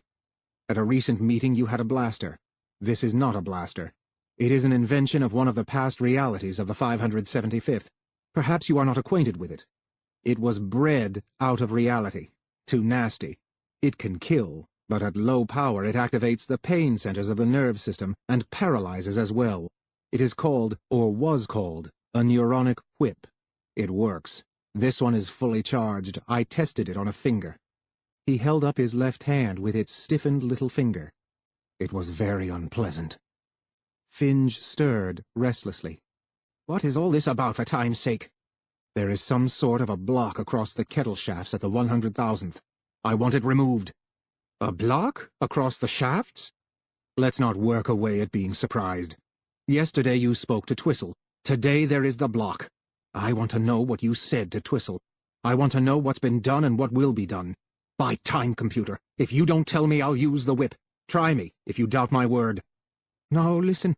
Finge's words slurred a bit, and the first edge of fear made its appearance, and also a kind of desperate anger. "If you want the truth, it's this. We know about you and Noyes." Harlan's eyes flickered. "What about myself and Noyes?" Finge said, "Did you think you were getting away with anything?" The computer kept his eyes fixed on the neuronic whip, and his forehead was beginning to glisten. "By time, with the emotion you showed after your period of observation, with what you did during the period of observation, did you think we wouldn't observe you? I would deserve to be broken as computer if I had missed that. We know you brought Noyes into eternity. We knew it from the first. You wanted the truth, there it is." At that moment, Harlan despised his own stupidity. "You knew?"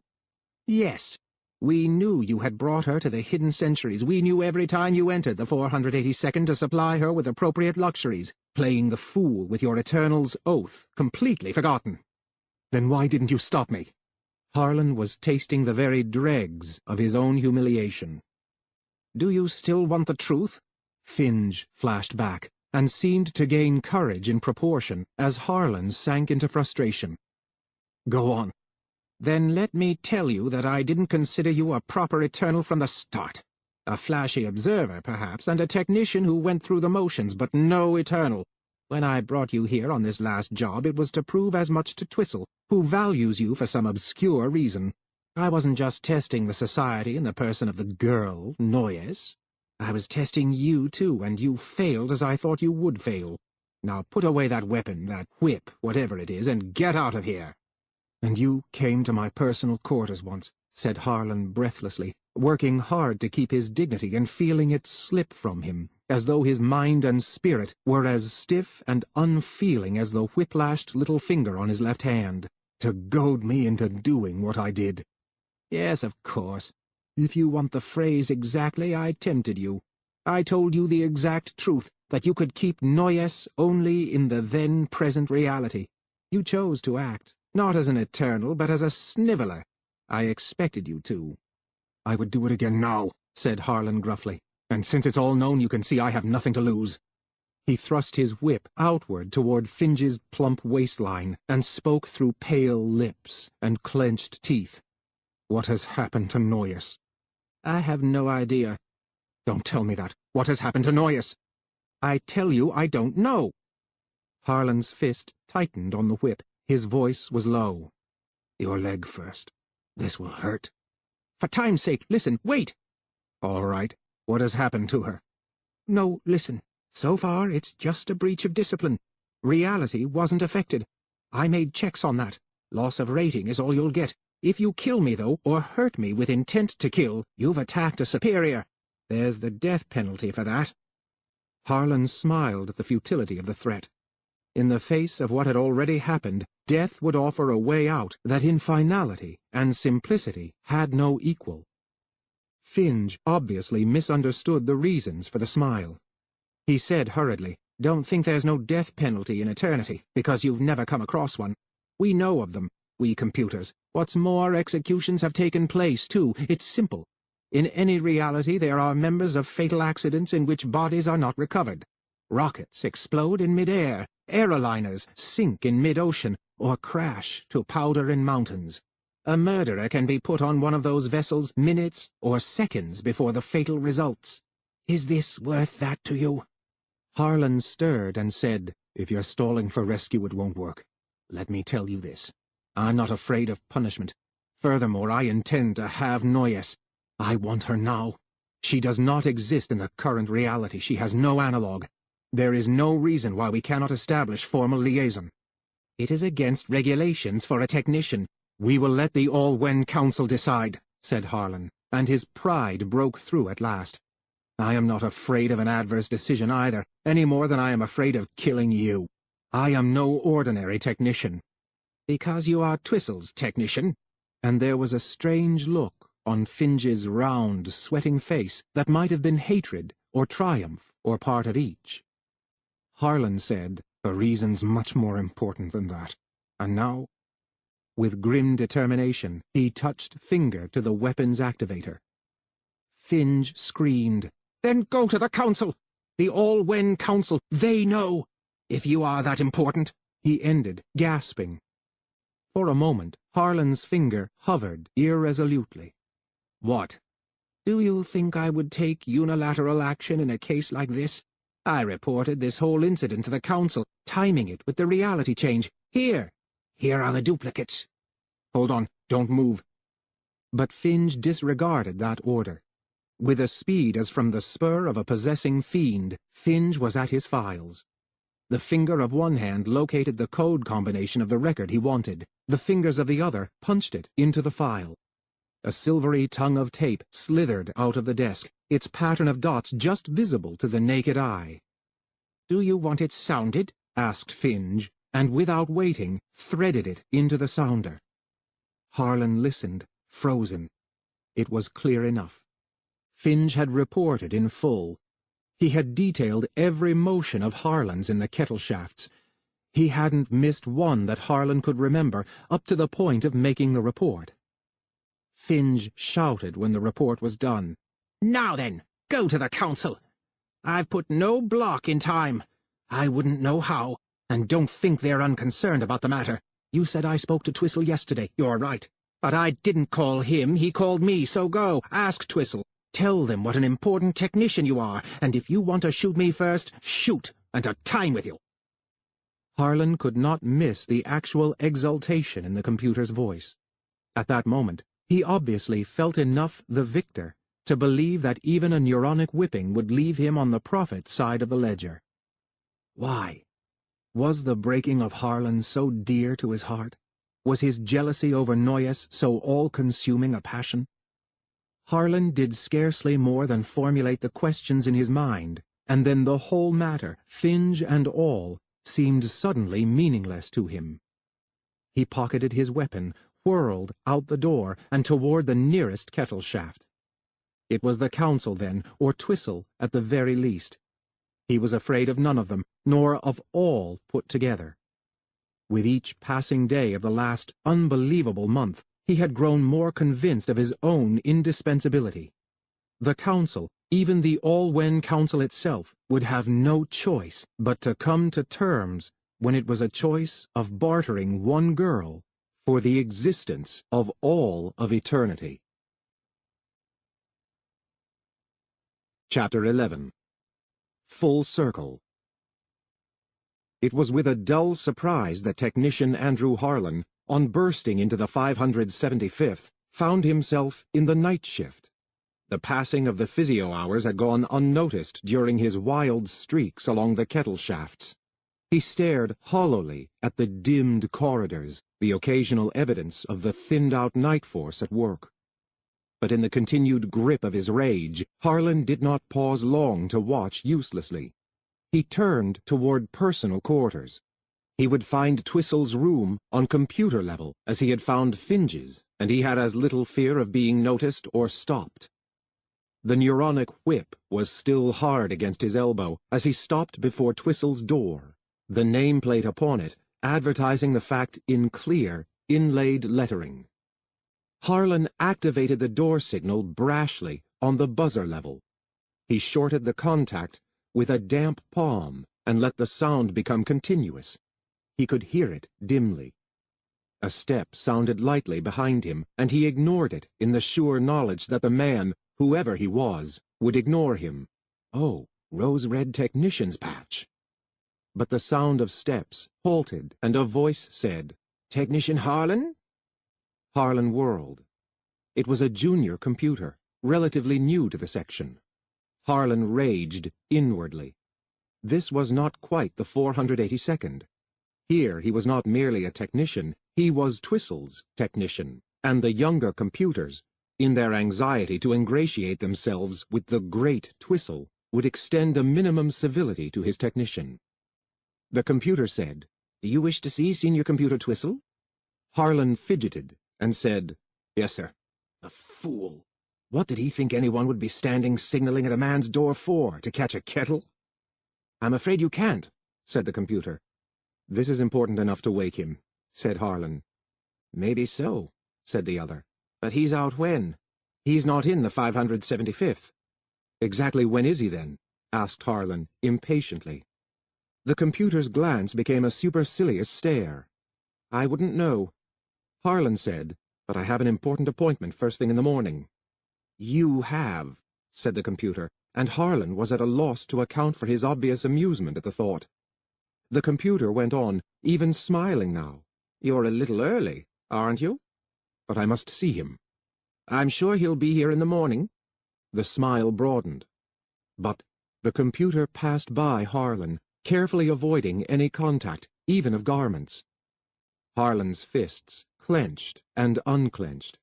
He stared helplessly after the computer, and then, simply because there was nothing else to do, he walked slowly, and without full consciousness of his surroundings, back to his own room. Harlan slept fitfully. He told himself he needed sleep. He tried to relax by main force and, of course, failed. His sleep period was a succession of futile thought. First of all, there was Noyes. They would not dare harm her, he thought feverishly. They could not send her back to time without first calculating the effect on reality, and that would take days, probably weeks. As an alternative, they might do to her what Finge had threatened for him, place her in the path of an untraceable accident. He did not take that into serious consideration. There was no necessity for drastic action such as that. They would not risk Harlan's displeasure by doing it. In the quiet of a darkened sleeping room, and in that phase of half-sleep where things often grew queerly disproportionate in thought, Harlan found nothing grotesque in his sure opinion that the All-Wen Council would not dare risk a technician's displeasure. Of course, there were uses to which a woman in captivity might be put. A beautiful woman from a hedonistic reality. Resolutely, Harlan put the thought away as often as it returned. It was at once more likely and more unthinkable than death, and he would have none of it. He thought of Twistle. The old man was out of the 575th. Where was he during hours when he should have been asleep? An old man needs his sleep. Harlan was sure of the answer. There were council consultations going on. About Harlan. About Noyes. About what to do with an indispensable technician one dared not touch. Harlan's lips drew back. If Finge reported Harlan's assault of that evening, it would not affect their considerations in the least. His crimes could scarcely be worsened by it. His indispensability would certainly not be lessened. And Harlan was by no means certain that Finge would report him. To admit having been forced to cringe before a technician would put an assistant computer in a ridiculous light, and Finge might not choose to do so. Harlan thought of technicians as a group which, of late, he had done rarely. His own somewhat anomalous position as Twistle's man and as half an educator had kept him too far apart from other technicians. But technicians lacked solidarity anyway. Why should that be? Did he have to go through the 575th and the 482nd, rarely seeing or speaking to another technician? Did they have to avoid even one another? Did they have to act as though they accepted the status into which the superstition of others forced them? In his mind, he had already forced the capitulation of the council as far as Noyes was concerned, and now he was making further demands. The technicians were to be allowed an organization of their own, regular meetings, more friendship, better treatment from the others. His final thought of himself was as a heroic social revolutionary, with Noyes at his side when he sank, finally, into a dreamless sleep. The door signal awoke him. It whispered at him with hoarse impatience. He collected his thoughts to the point of being able to look at the small clock beside his bed and groaned inwardly. Father Time! After all that, he had overslept. He managed to reach the proper button from bed, and the view square high on the door grew transparent. He did not recognize the face, but it carried authority, whoever it was. He opened the door, and the man, wearing the orange patch of administration, stepped in. Technician Andrew Harlan? Yes, Administrator. You have business with me? The Administrator seemed in no wise discommoded at the sharp belligerence of the question. He said, You have an appointment with Senior Computer Twistle? Well, I am here to inform you that you are late. Harlan stared at him. What's this all about? You're not from the 575th, are you? The 222nd is my station, said the other frigidly. Assistant Administrator Arbut Lem. I'm in charge of the arrangements, and I'm trying to avoid undue excitement by bypassing official notification over the communiplate. What arrangements? What excitement? What's it all about? Listen, I've had conferences with Twistle before. He's my superior. There's no excitement involved. A look of surprise passed momentarily over the studious lack of expression the Administrator had so far kept on his face. You haven't been informed? About what? Why, that a subcommittee of the All-Wen Council is holding session here at the 575th. This place, I am told, has been alive with the news for hours. And they want to see me? As soon as he asked that, Harlan thought, Of course they want to see me. What else could the session be about but me? And he understood the amusement of the junior computer last night outside Twistle's room. The computer knew of the projected committee meeting, and it amused him to think that a technician could possibly expect to see Twistle at a time like that. Very amusing, thought Harlan bitterly. The administrator said, "I have my orders. I know nothing more." Then, still surprised, "You've heard nothing of this?" "Technicians," said Harlan sarcastically, "lead sheltered lives." 5 besides Twistle. Senior computers all, none less than 35 years, an eternal. 6 weeks earlier, Harlan would have been overwhelmed by the honor of sitting at lunch with such a group, tongue-tied by the combination of responsibility and power they represented. They would have seemed twice life-size to him. But now, they were antagonists of his, worse still, judges. He had no time to be impressed. He had to plan his strategy. They might not know that he was aware they had Noyes. They could not know, unless Finge told them of his last meeting with Harlan. In the clear light of day, however, he was more than ever convinced that Finge was not the man to broadcast publicly the fact that he had been browbeaten and insulted by a technician. It seemed advisable, then, for Harlan to nurse this possible advantage for the time being, to let them make the first move, say the first sentence that would join actual combat. They seemed in no hurry. They stared at him placidly over an abstemious lunch, as though he were an interesting specimen spread-eagled against a plane of force by mild repulsors. In desperation, Harlan stared back.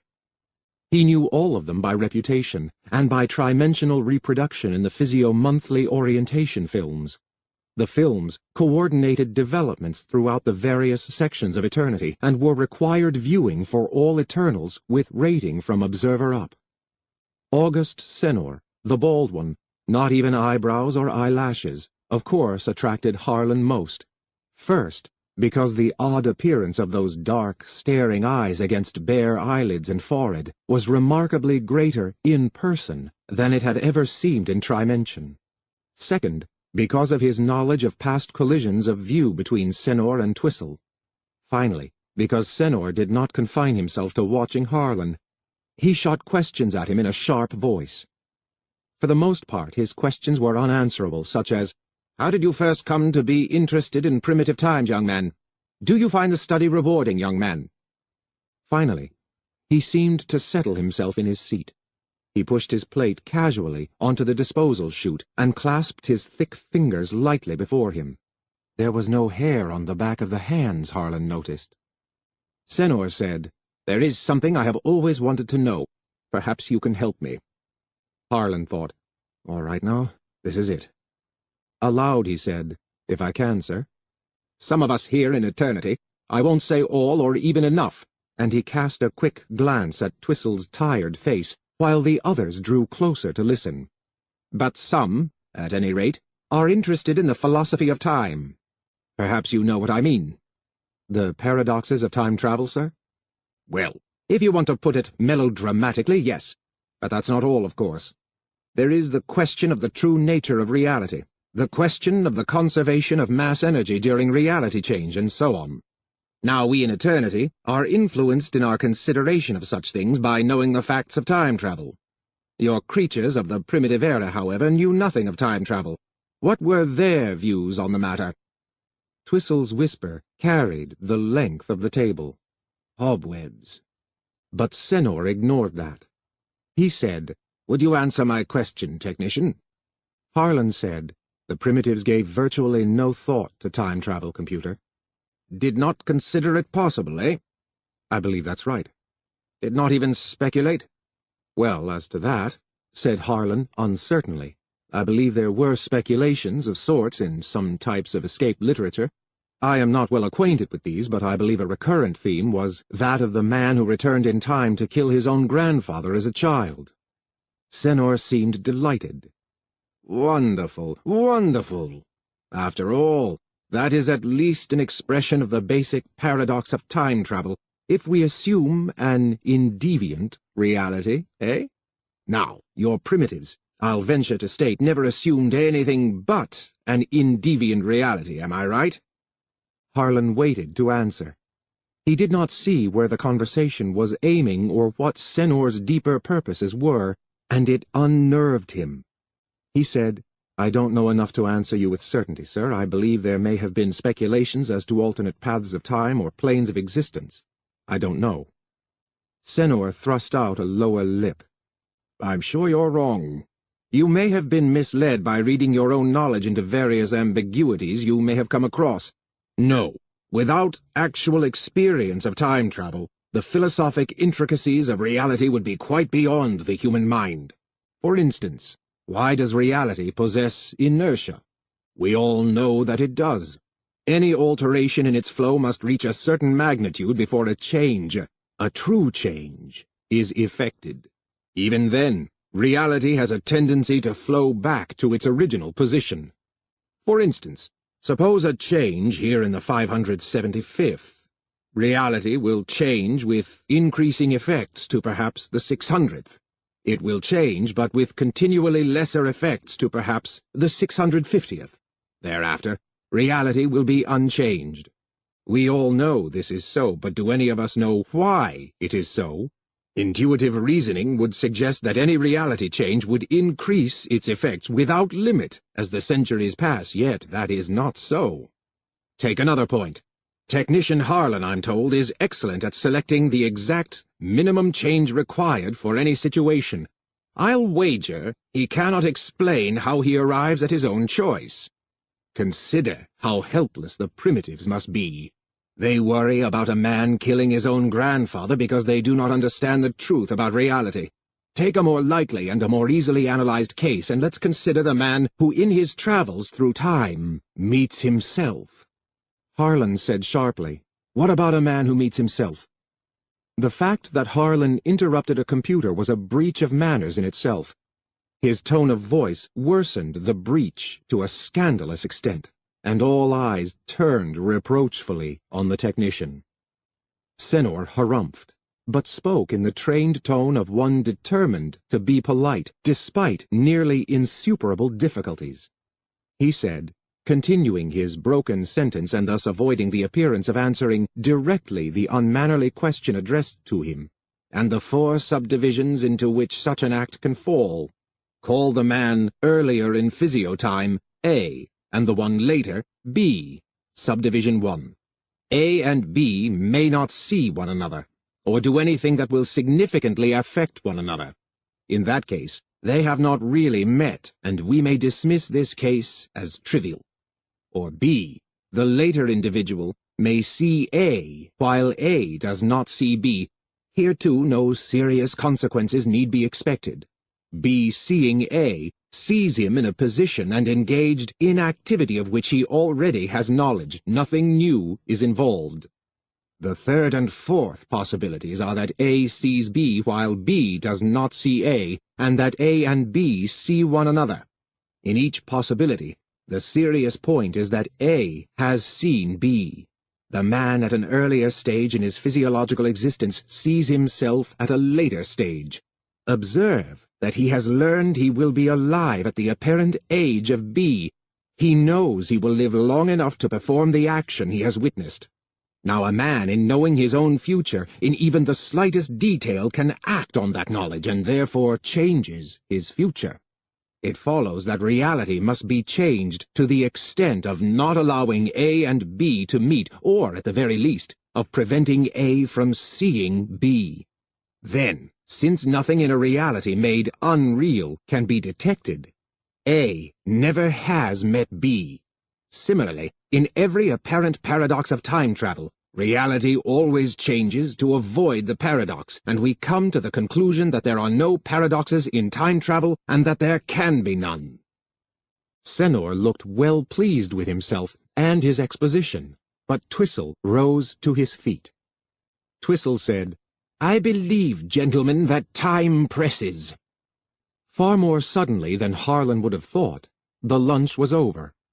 5 of the subcommittee members filed out, nodding at him, with the air of those whose curiosity, mild at best, had been assuaged. Only Senor held out a hand and added a gruff, "Good day, young man," to the nod. With mixed feelings, Harlan watched them go. What had been the purpose of the luncheon?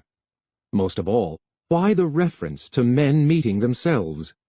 They had made no mention of Noyes. Were they there, then, only to study him, survey him from top to bottom and leave him to Twistle's judging? Twistle returned to the table, empty now of food and cutlery. He was alone with Harlan now, and almost as though to symbolize that, he wielded a new cigarette between his fingers. He said, "And now to work, Harlan. We have a great deal to do." But Harlan would not, could not, wait longer. He said flatly, "Before we do anything, I have something to say." Twistle looked surprised. The skin of his face puckered up about his faded eyes, and he tamped at the ash end of his cigarette thoughtfully. He said, "By all means, speak if you wish, but first, sit down, boy." Technician Andrew Harlan did not sit down. He strode up and back the length of the table, biting off his sentences hard to keep them from boiling and bubbling into incoherence. Senior computer Laban Twistle's age-yellowed pippin of a head turned back and forth as he followed the other's nervous stride. Harlan said, "For weeks now I've been going through films on the history of mathematics, books from several realities of the 575th. The realities don't matter much. Mathematics doesn't change. The order of its development doesn't change either. No matter how else the realities shifted, mathematical history stayed about the same. The mathematicians changed. Different ones switched discoveries. But the end results... Anyway, I pounded a lot of it into my head. How does that strike you?" Twistle frowned and said, "A queer occupation for a technician." "But I'm not just a technician," said Harlan. "You know that." "Go on," said Twistle, and he looked at the timepiece he wore. The fingers that held his cigarette played with it with unwanted nervousness. Harlan said, "There was a man named Vicar Melanson who lived in the 24th century. That was part of the primitive era, you know. The thing he is known best for is the fact that he first successfully built a temporal field. That means, of course, that he invented eternity, since eternity is only one tremendous temporal field short-circuiting ordinary time and free of the limitations of ordinary time. You were taught this as a cub boy.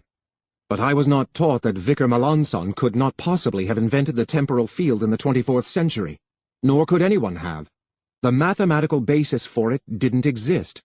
The fundamental Lefebvre equations did not exist.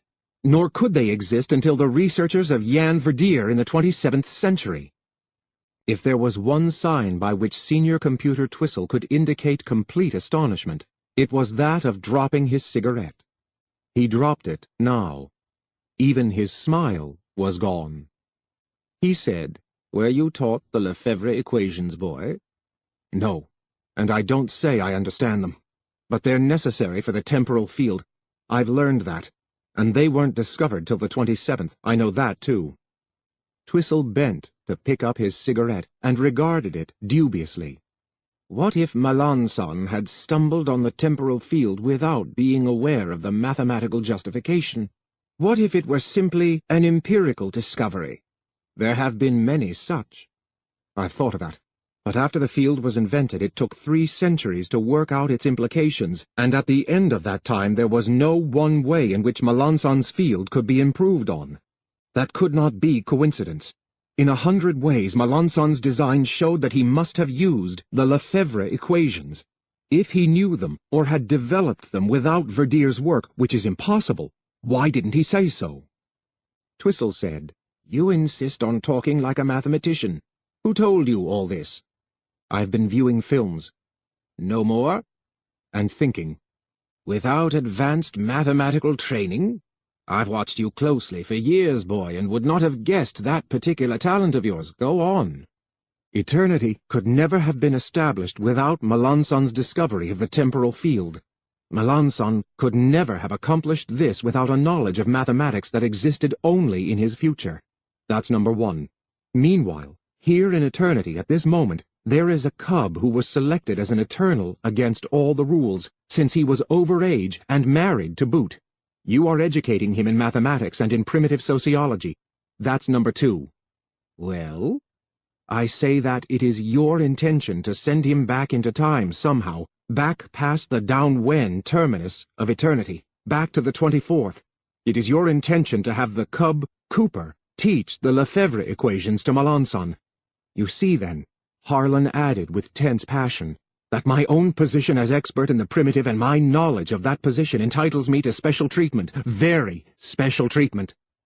Father Time, muttered Twistle. It's true, isn't it? We come full circle, with my help.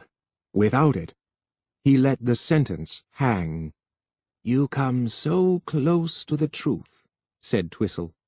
Yet I could swear there was nothing to indicate.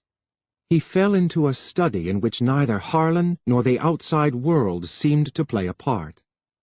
Harlan said quickly, only close to the truth, "It is the truth." He could not tell why he was so certain of the essentials of what he said, even quite apart from the fact that he so desperately wanted it to be so. Twistle said, No, not the exact truth.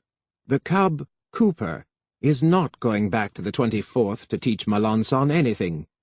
I don't believe you. But you must see the importance of this. I want your cooperation through what is left of the project. You see, Harlan, the situation is more full circle than you imagine. Much more so, boy. Cub Brinsley Sheridan Cooper is Vicar Melanson. Chapter 12. The Beginning of Eternity.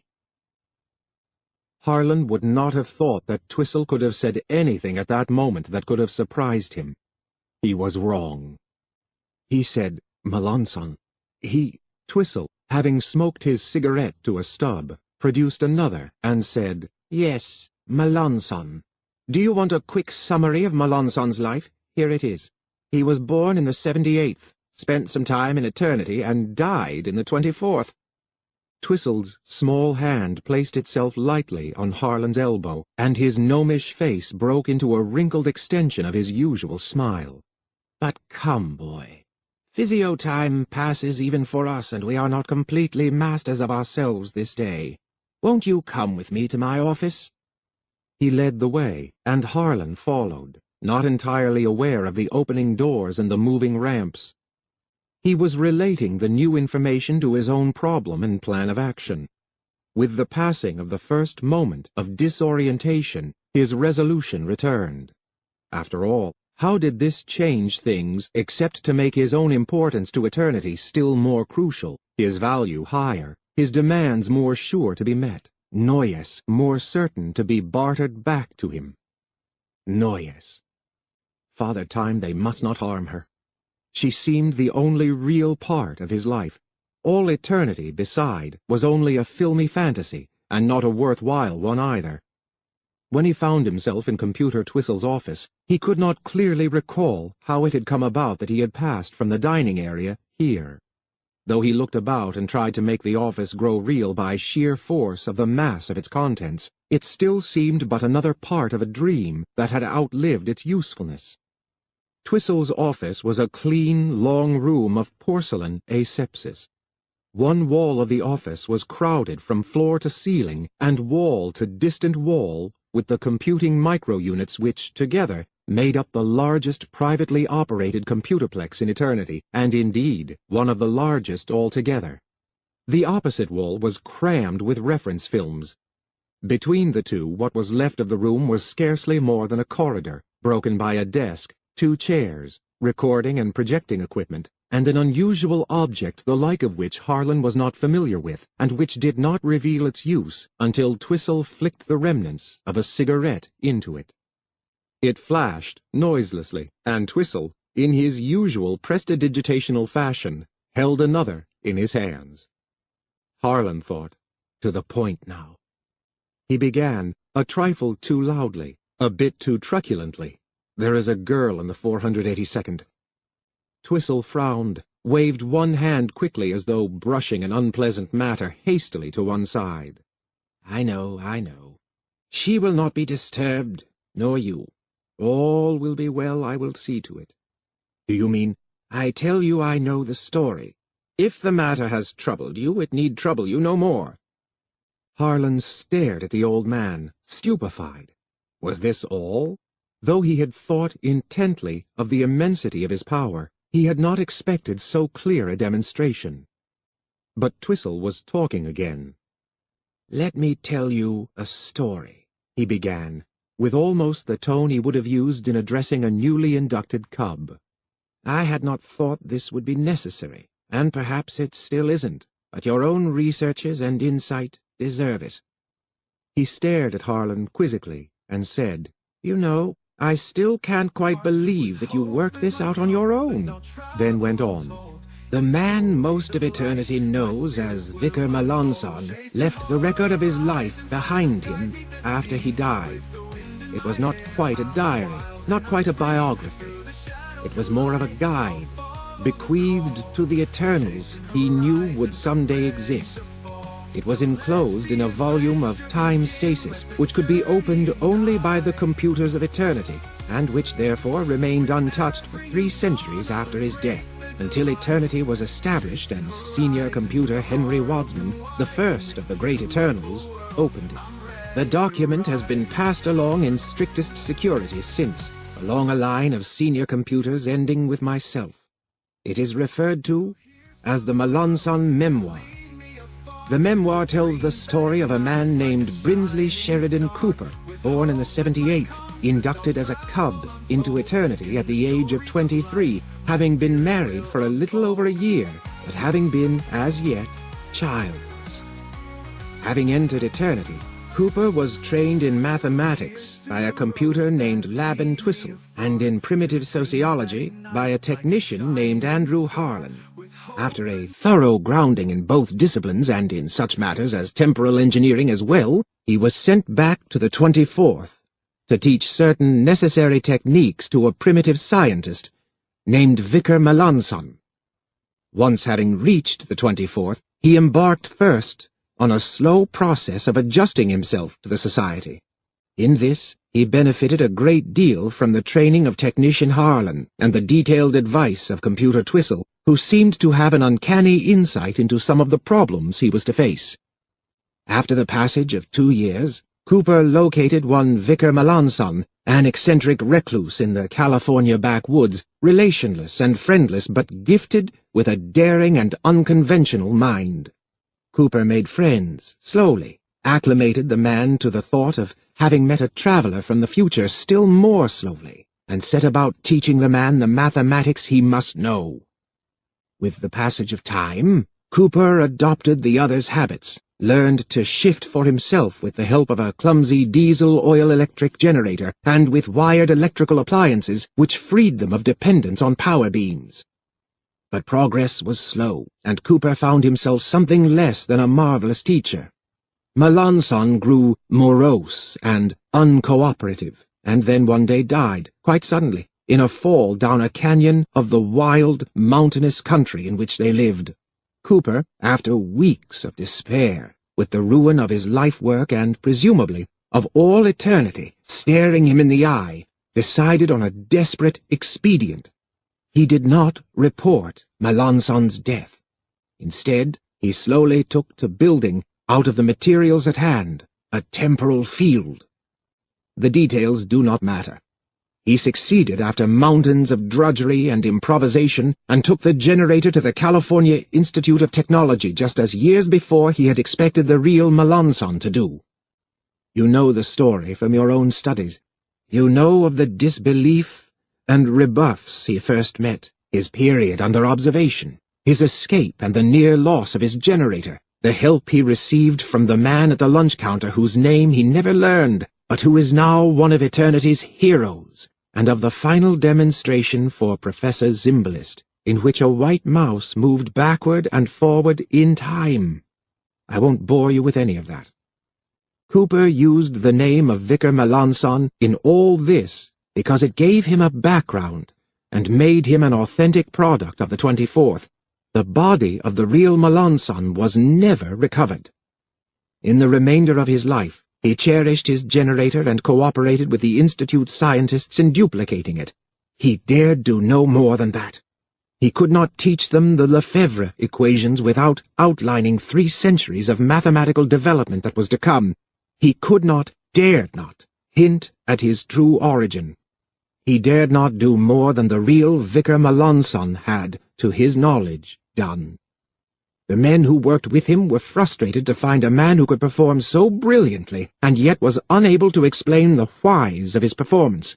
And he himself was frustrated too, because he foresaw without, in any way, being able to quicken the work that would lead, step by step, to the classic experiments of Jan Verdier, and how, from that, the great Antoine Lefebvre would construct the basic equations of reality, and how, after that, eternity would be constructed. It was only toward the end of his long life that Cooper, staring into a Pacific sunset, he describes the scene in some detail in his memoir, came to the great realization that he was Vicar Melanson. He was not a substitute, but the man himself. The name might not be his, but the man history called Melanson was really Brinsley Sheridan Cooper. Fired with that thought, and with all that implied, anxious that the process of establishing eternity be somehow quickened, improved, and made more secure, he wrote his memoir and placed it in a tube of time stasis in the living room of his house. And so the circle was closed. Cooper Melanson's intentions in writing the memoir were, of course, disregarded. Cooper must go through his life exactly as he had gone through it. Primitive reality allows of no changes. At this moment in physio-time, the Cooper you know is unaware of what lies ahead of him. He believes he is only to instruct Melanson and to return. He will continue to believe so until the years teach him differently and he sits down to write his memoir. The intention of the circle in time is to establish the knowledge of time travel and of the nature of reality, to build eternity ahead of its natural time. Left to itself, mankind would not have learned the truth about time before their technological advances in other directions had more racial suicide inevitable. Harlan listened intently, caught up in the vision of a mighty circle in time, closed upon itself, and traversing eternity in part of its course. He came as close to forgetting Noyes, for the moment, as he ever could. He asked, "Then you knew all along everything you were to do, everything I was to do, everything I have done?" Twistle, who seemed lost in his own telling of the tale, his eyes peering through a haze of bluish tobacco smoke, came slowly to life. His old, wise eyes fixed themselves on Harlan, and he said reproachfully, "No, of course not. There was a lapse of decades of physio-time between Cooper's stay in eternity and the moment when he wrote his memoir. He could remember only so much, and only what he himself had witnessed. You should realize that." Twistle sighed, and he drew a gnarled finger through a line of updrafting smoke, breaking it into little, turbulent swirls. "It worked itself out. First I was found and brought to eternity. When, in the fullness of physio-time, I became a senior computer, I was given the memoir and placed in charge. I had been described as in charge, so I was placed in charge. Again, in the fullness of physio-time, you appeared in the changing of a reality. We had watched your earlier analogues carefully. And then Cooper. I filled in the details by using my common sense and the services of the computerplex. How carefully, for instance, we instructed Educator Yarrow in his part, while betraying none of the significant truth. How carefully, in his turn, he stimulated your interest in the primitive. How carefully we had to keep Cooper from learning anything he did not prove he had learned, by reference in the memoir." Twistle smiled, sadly. "Senor amuses himself with matters such as this. He calls it the reversal of cause and effect. Knowing the effect, one adjusts the cause. Fortunately, I am not the cobweb spinner Senor is. I was pleased, boy, to find you so excellent an observer and technician. The memoir had not mentioned that, since Cooper had no opportunity to observe your work or evaluate it. This suited me. I could use you in a more ordinary task that would make your essential one less noticeable. Even your recent stay with Computer Finge fitted in. Cooper mentioned a period of your absence during which his mathematical studies were so sharpened that he longed for your return. Once, though, you frightened me." Harlan said at once, "You mean the time I took Cooper along the kettleways?" "How do you come to guess that?" demanded Twistle. "It was the one time you were really angry with me. I suppose now it went against something in the Melanson memoir." "Not quite. It was just that the memoir did not speak of the kettles. It seemed to me that to avoid mention of such an outstanding aspect of eternity meant he had little experience with it. It was my intention, therefore, to keep him away from the kettles as much as possible. The fact that you had taken him up when in one disturbed me greatly, but nothing happened afterward. Things continued as they should, so all is well." The old computer rubbed one hand slowly over the other, staring at the young technician with a look compounded of surprise and curiosity. "And all along you've been guessing this? It simply astonishes me. I would have sworn that even a fully trained computer could not have made the proper deductions given only the information you had. For a technician to do it is uncanny." He leaned forward, tapped Harlan's knee lightly. "The Melanson memoir says nothing about your life after Cooper's leaving, of course." "I understand, sir," said Harlan. "We will be free, then, in a manner of speaking, to do as we please with it. You show a surprising talent that must not be wasted. I think you are meant for something more than a technician. I promise nothing now, but I presume that you realize that computership is a distinct possibility." It was easy for Harlan to keep his dark face expressionless. He had had years of practice for that. He thought, an additional bribe. But nothing must be left to conjecture.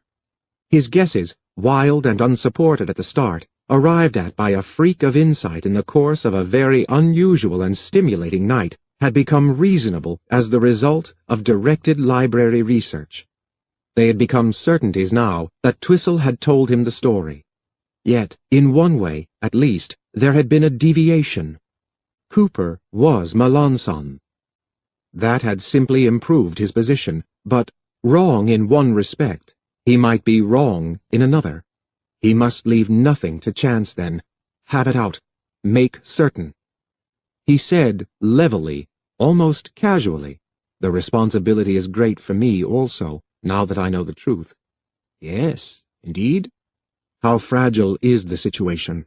Suppose something unexpected were to happen and I were to miss a day when I ought to have been teaching Cooper something vital." "I don't understand you." Was it Harlan's imagination, or had a spark of alarm sprung to life in those old, tired eyes? "I mean, can the circle break? Let me put it this way. If an unexpected blow on the head puts me out of action at a time when the memoir distinctly states I am well and active, is the whole scheme disrupted? Or suppose for some reason I deliberately choose not to follow the memoir, what then?" "But what puts all this in your mind?" "It seems a logical thought. It seems to me that, by a careless or willful action, I could break the circle and, well, what? Destroy eternity? It seems so.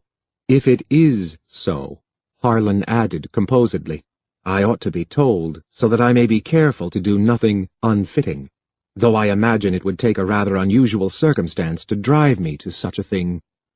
Twistle laughed, but the laughter rang false and empty in Harlan's ear. "This is all purely academic, my boy. Nothing of this will happen since it hasn't happened. The full circle will not break." "It might," said Harlan. "The girl of the 482nd is safe," said Twistle. He rose impatiently. "There's no end to this kind of talk, and I have quite enough of logic chopping from the rest of the subcommittee in charge of the project. Meanwhile, I have yet to tell you what I originally called you here to hear, and physio time is still passing. Will you come with me?" Harlan was satisfied. The situation was clear, and his power unmistakable. Twistle knew that Harlan could say at will, "I will no longer have anything to do with Cooper." Twistle knew Harlan could at any moment destroy eternity by giving Cooper significant information concerning the memoir. Harlan had known enough to do this yesterday. Twistle had thought to overwhelm him with the knowledge of the importance of his task, but if the computer had thought to force Harlan into line in that way, he was mistaken. Harlan had made his threat very clear with respect to Noyes' safety, and Twistle's expression, as he had barked, "is safe," showed he realized the nature of the threat. Harlan rose and followed Twistle. Harlan had never been in the room they now entered. It was large and looked as though walls had been knocked down for its sake. It had been entered through a narrow corridor, which had been blocked off by a force screen that did not go down until after a pause sufficient for Twistle's face to be scanned thoroughly by automatic machinery. The largest part of the room was filled by a sphere that reached nearly to the ceiling. A door was open, showing 4 small steps leading to a well-lit platform within. Voices sounded from inside, and even as Harlan watched, legs appeared in the opening and descended the steps.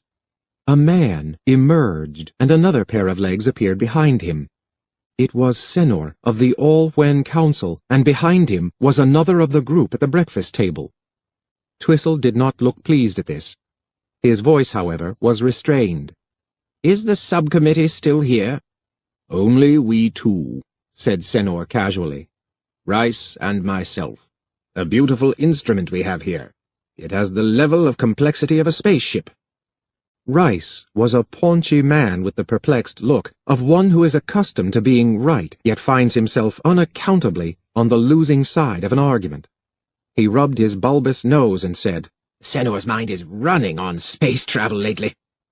Senor's bald head glistened in the light. "It's a neat point, Twistle," he said. "I put it to you. Is space travel a positive factor or a negative factor in the calculus of reality?"